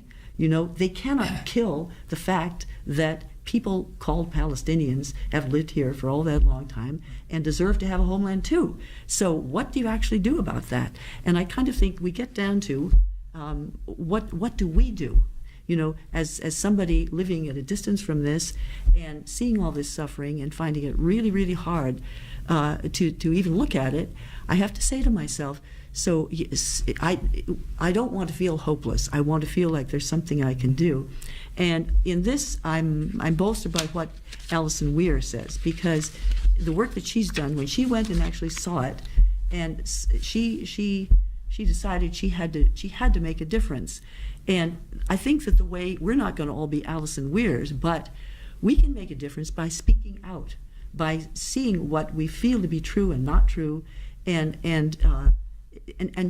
staying in communication with people who may feel differently, so that we can actually arrive at some new point. She says, Alison Weir says, it's time for all of us to stop our self-censorship. Every generation has a chance to act courageously, to impose the kind of injustice and unthinkable brutality that's going on in the Middle East right now. Or we might avert our eyes and remain silent, but it's time to stop saying they came for the Palestinians and I did nothing. And there she's quoting, is it Niebuhr from the Second World War? Yeah, one of the German resistors said, they came for the working class. What was it? What do you remember the quote? Yeah, I know what you mean. They came for different groups, and I did nothing. And then they came for me. And then they came for me. And you realize that in the case of this kind of brutality going on, we all lose our basic humanity if we don't stand up and say what we really feel in our hearts about what's going on. And this is what the college students have been trying to do. Yeah. And this has been a marvelous time, actually, for students to realize, and they've educated themselves. And of course, they've been kind of censored out of the news, and then also the administrations have been very quick to shut them down. But college students today have really know what's going on, and they have been You're right. on the forefront of this. That's very heartening. Yeah. I mean, when I think back to our youth, Harry and I grew up at the time of the Vietnam War, and that's college students were, and I remember back, back to the piece, we did our marches. We did our marches, and we began to, at this age, we're both in our 80s, and we look at college students and we think, well, what have they got? But they've got this now. They have an issue now, and it's all related to our humanity, basically. That we need to assert our humanity at times when it's important to do so. So, yeah. There's a bell that's rung, and when the old saying about a bell, once it's rung, it can't be unrung, and so people have graduated to an understanding that they didn't have before this. And I think it's important. I was happy to hear Bernie Sanders standing up in Congress and saying it's not anti-Semitic to criticize Israel. It's not anti-Semitic to have these feelings that are pro-Palestinian because you see people suffering. And I think that's really, really important that everybody realize that whether you're Christian or Muslim or Jewish, you all have basic feelings about what's human and what's inhuman, and what's right and wrong. What's wrong. Right and wrong is something that we all live with and know and understand instinctively. And in our local community here, we've had discussion already, and that's good, and maybe it will lead to something. I mean, Rabbi Aronson had a long talk with the two women who led the peace protest on the square a few weeks ago, and I think that as long as people keep talking to each other, as long as people and say what's in their hearts, and try not to just take sides because for whatever reason, things can maybe change. I mean, that's my hope anyway. I think that to assert our humanity is never the wrong thing to do. So that's a good way to end the show. Yeah. Okay. Thank you for being with us, and thank you, Harry. I was quite all right. I'm glad to do it. Helping with this presentation. Yeah.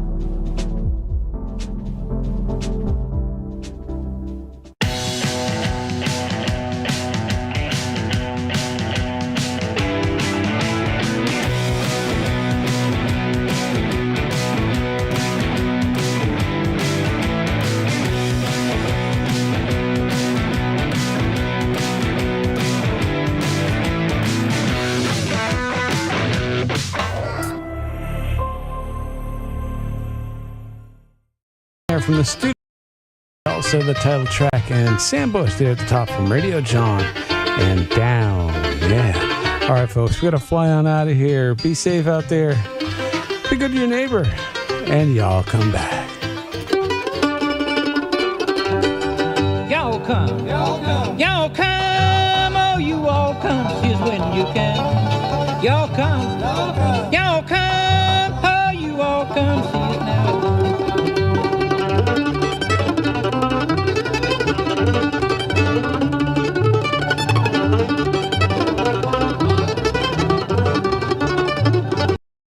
The following is independently produced programming. The views and opinions expressed are those of the producers and do not reflect the views and opinions of Falls Area Community Television, its staff, and board of directors.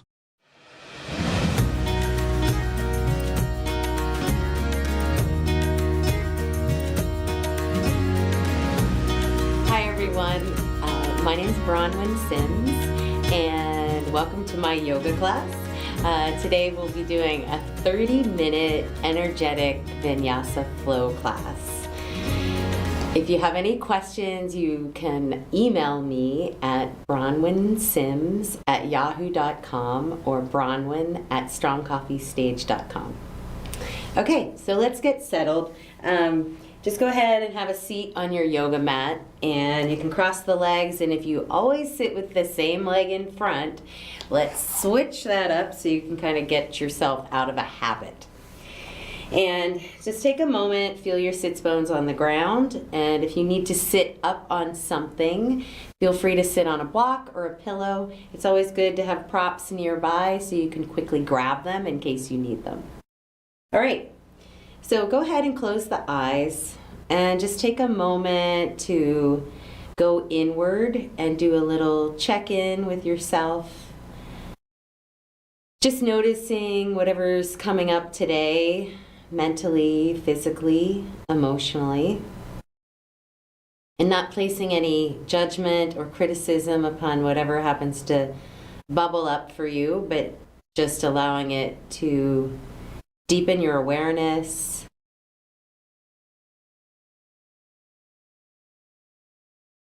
And to become a little more present. So let's start to bring our attention to our breath. The inhale and the exhale of the breath. As you inhale, noticing a lengthening through your spine, up and out through the crown of your head. And as you exhale, a softening, a letting go, or a more grounded feeling through the sits bones and the hips.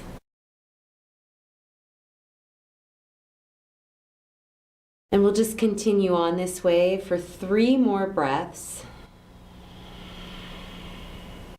Deepening each breath, inhale and exhale.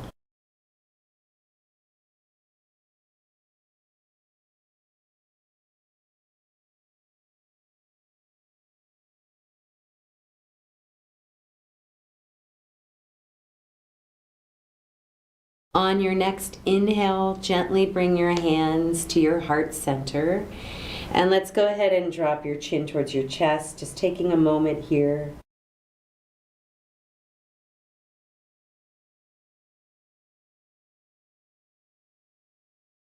On your next inhale, we'll raise the crown of the head, and we'll begin today's practice with one chant of Om, inhaling together.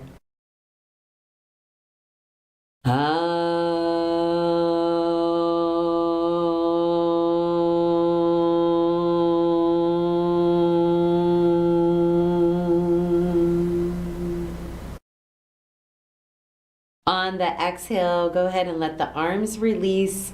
Allow your eyes to flutter open.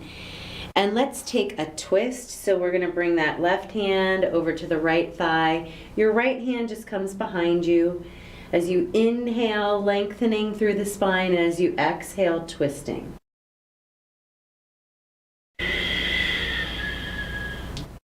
Letting this twist generate from your center, not from your shoulders or your neck.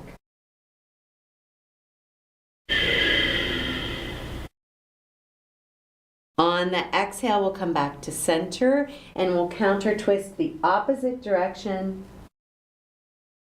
Inhale and lengthening, exhale and twisting a little deeper.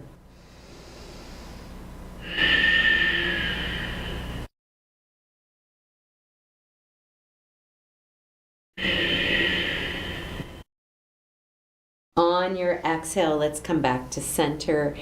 Inhale, bring your hands to your heart, interlace the fingers, and then pressing the palms skyward.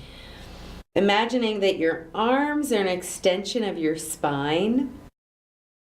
See if you can ground down through both sits bones and soften around the shoulders. Keep actively lengthening through the wrists and the forearms.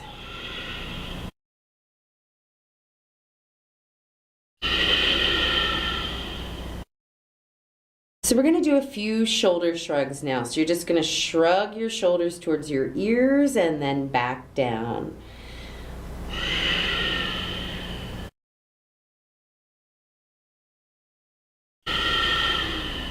On that exhale, go ahead and let the arms just float down at your sides.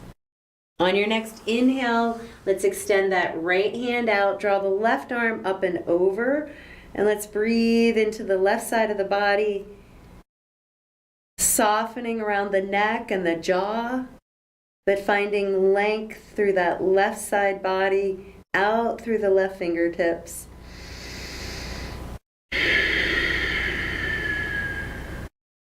On the inhale, make your way back to center. And we'll go the opposite direction. So walking the left hand to the left. Inhale, right arm up and over. Breathing into the right side.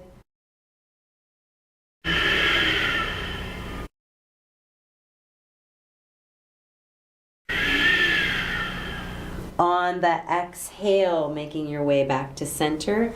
Inhale, reaching behind you. We're going to interlace your fingers again. Switch whatever hand or finger you typically do on top. So changing that up. Inhale, lift the heart. Let's lift the gaze skyward. Opening through the front of the chest, the upper back, and your shoulders. On the exhale, just drop the chin. Keep the arms as they are. And gently breathe space behind the neck, in between your shoulder blades. You can rock your head a little from side to side if that's okay with your neck.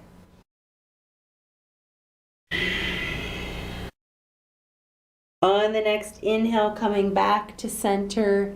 Exhale, release the hands and the arms. And then we're going to come forward onto your hands and your knees. So stacking the wrists right under the shoulders, fingers open, knees under hips. We're going to do some cat-cow. So you're going to arch, dropping the belly down, lifting the heart center, lift the gaze, and then round through your spine like a cat. You can even go meow if you want. And back to cow pose. I guess we could go moo here if you want. So arching and rounding. You can go fast or slow here. If you go faster, you'll get a little warmer, building the heat a little faster. Or feel free to go slow if you feel like you're overly caffeinated or nervous. Sometimes going slower helps. So also feel free to take other motions here with your hips and your spine. So you can rock side to side. You could make some circles with the head and the hips. I like to call this disco kitty. Cats can do that too, you know. They actually have quite an amazing spine. All right, let's tuck the toes. So press into the balls of your feet, waking up the toes and the feet. And let's do a puppy dog stretch now. So we get all the animals in. Walk the arms forward, drop your forehead, lift your sits bones. Draw the belly towards the spine and breathe into that space under your armpits, your upper back. You can even come up onto your fingertips, tent the hands if you need a deeper stretch.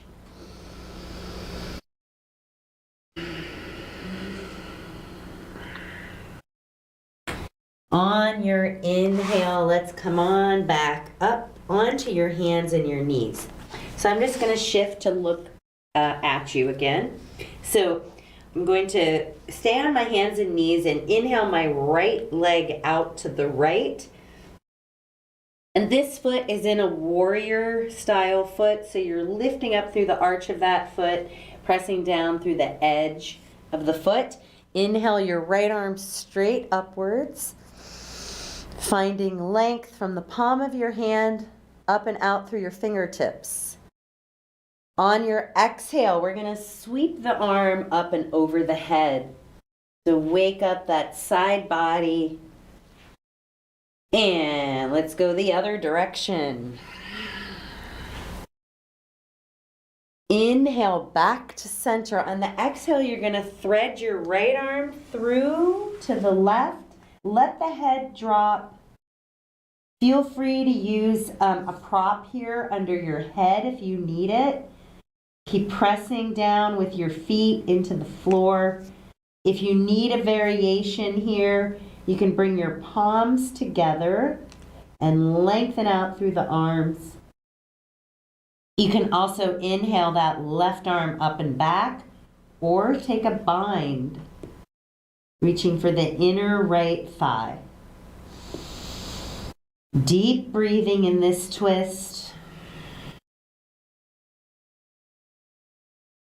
On the next exhale, let's come on back up, bringing the right leg back in. Make any adjustments you need to, and we'll switch sides now.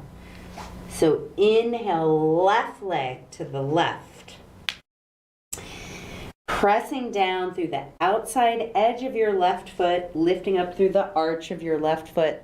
Let's draw the left arm up and lengthen out through your fingertips. On the exhale, sweeping the arm over the head, big giant arm circles.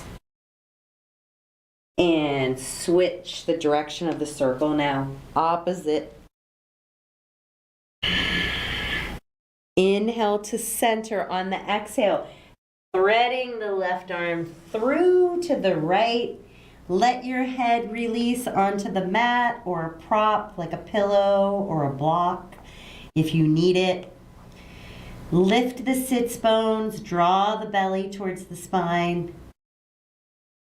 Lengthening out through the left arm and fingers. If you need a variation, you can bring your palms together or even inhale the right arm up and back. Deep breathing in the twist. You can take a bind here if that works for your shoulders and your back.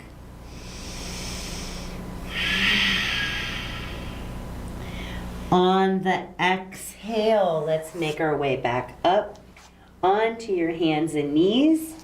I'm just going to switch my direction again. And now we will tuck the toes, lift the sits bones, and find your downward facing dog. So take your time here, pedal through your feet, bending the knees, shake out the head. Feel free to let sound come out of the mouth, flutter the lips, releasing the jaw and the face. So in your downward facing dog, let's draw the belly button in and up towards the spine, pressing your heels down and back, lengthening through the hamstrings.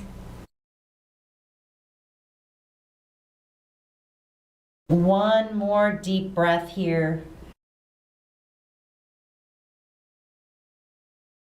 Let's inhale and find a plank pose. So nice strong plank, lifting through your core, shoulders lining up right over the wrists, fingers open.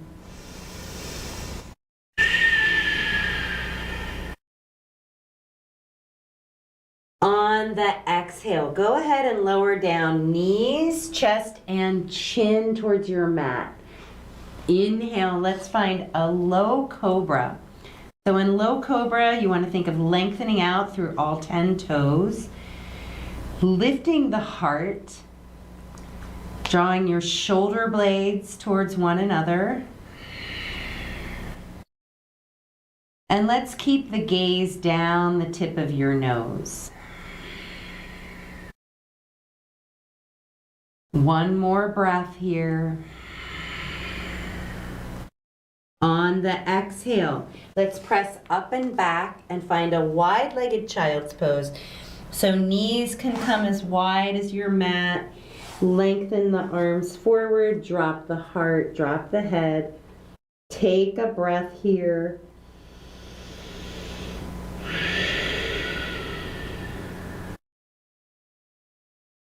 On the inhale, let's come on back up. Tucking the toes, lift your sits bones, pressing down and back to a downward facing dog.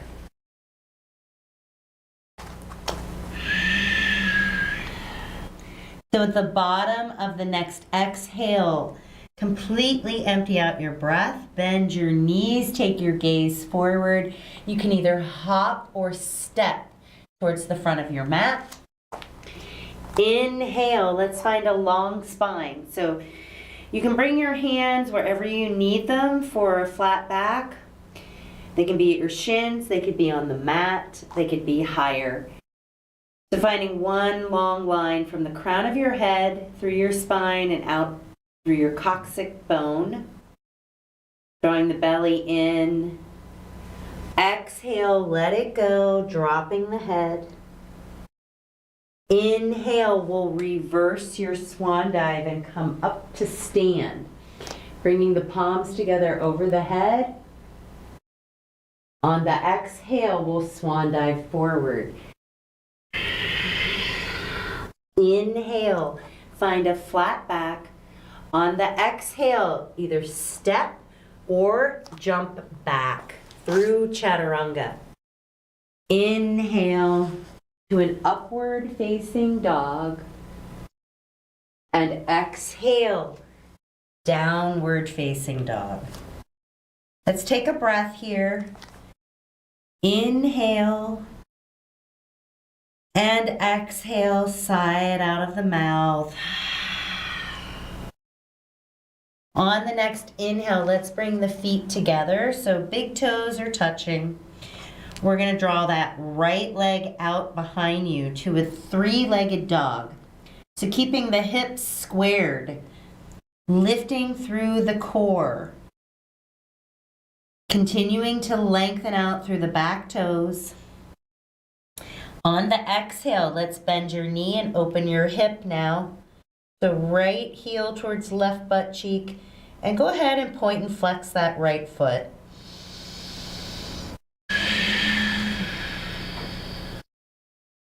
On your inhale, let's come back to three-legged dog.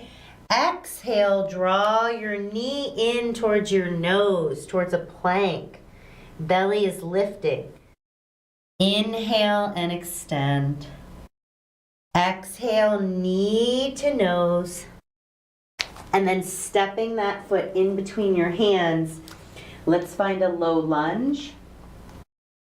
So please use props if you need them here. You can have blocks under your hands. If you don't have yoga blocks, you can use books. Big hardcover books also work. So lift the heart. Press out through that left heel and engage your left quad. On the exhale, we're just going to straighten the right leg. Flex your toes away from the mat. Drop the head. And then inhale, let's come back to the lunge, lifting the heart center. Exhale, folding forward. Inhale, back to the lunge. And exhale, fold. Inhale to your lunge. We'll hold here, keeping your left hand on the mat or on a prop, a block, or a book. We'll draw the right arm up and take a twist. So lift through the core, lengthen out from the palm of your hand, out through your fingertips. Deep breath here. On the exhale, let that right hand come to the outside edge of your right foot. Inhale, left arm up now. Twisting the opposite direction. Exhale, release that left hand. Both hands on the mat. Inhale to a plank. Exhale, lowering knees, chest, and chin. Inhale, low cobra. And exhale, Tuck the toes, lift the sits bones. Find your downward facing dog. Big toes come back together, touching. And we'll draw that left leg into a three-legged dog. So working on squared hips, let's work on stability instead of mobility in the hips. So engaging the core, lifting up from the pelvic floor, and continuing to lengthen through the back toes.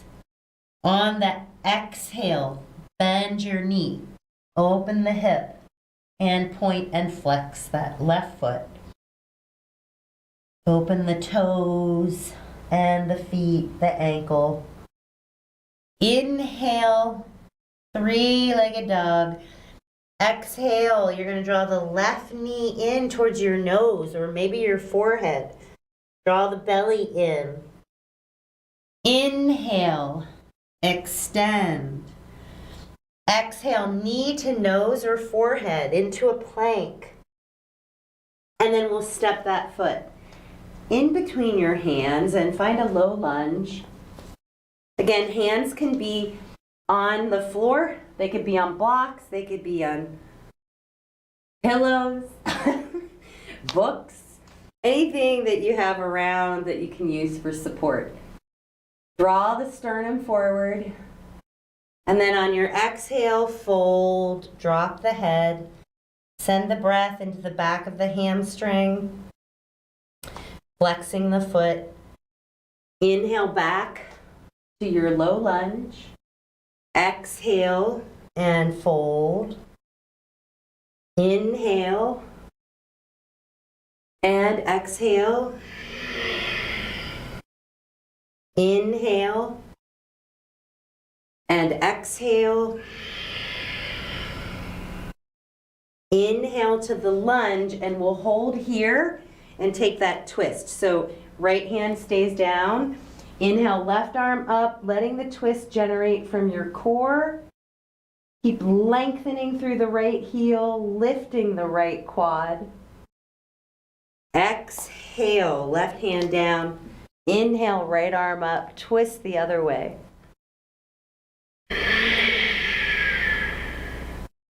Exhale, let's bring that right hand back.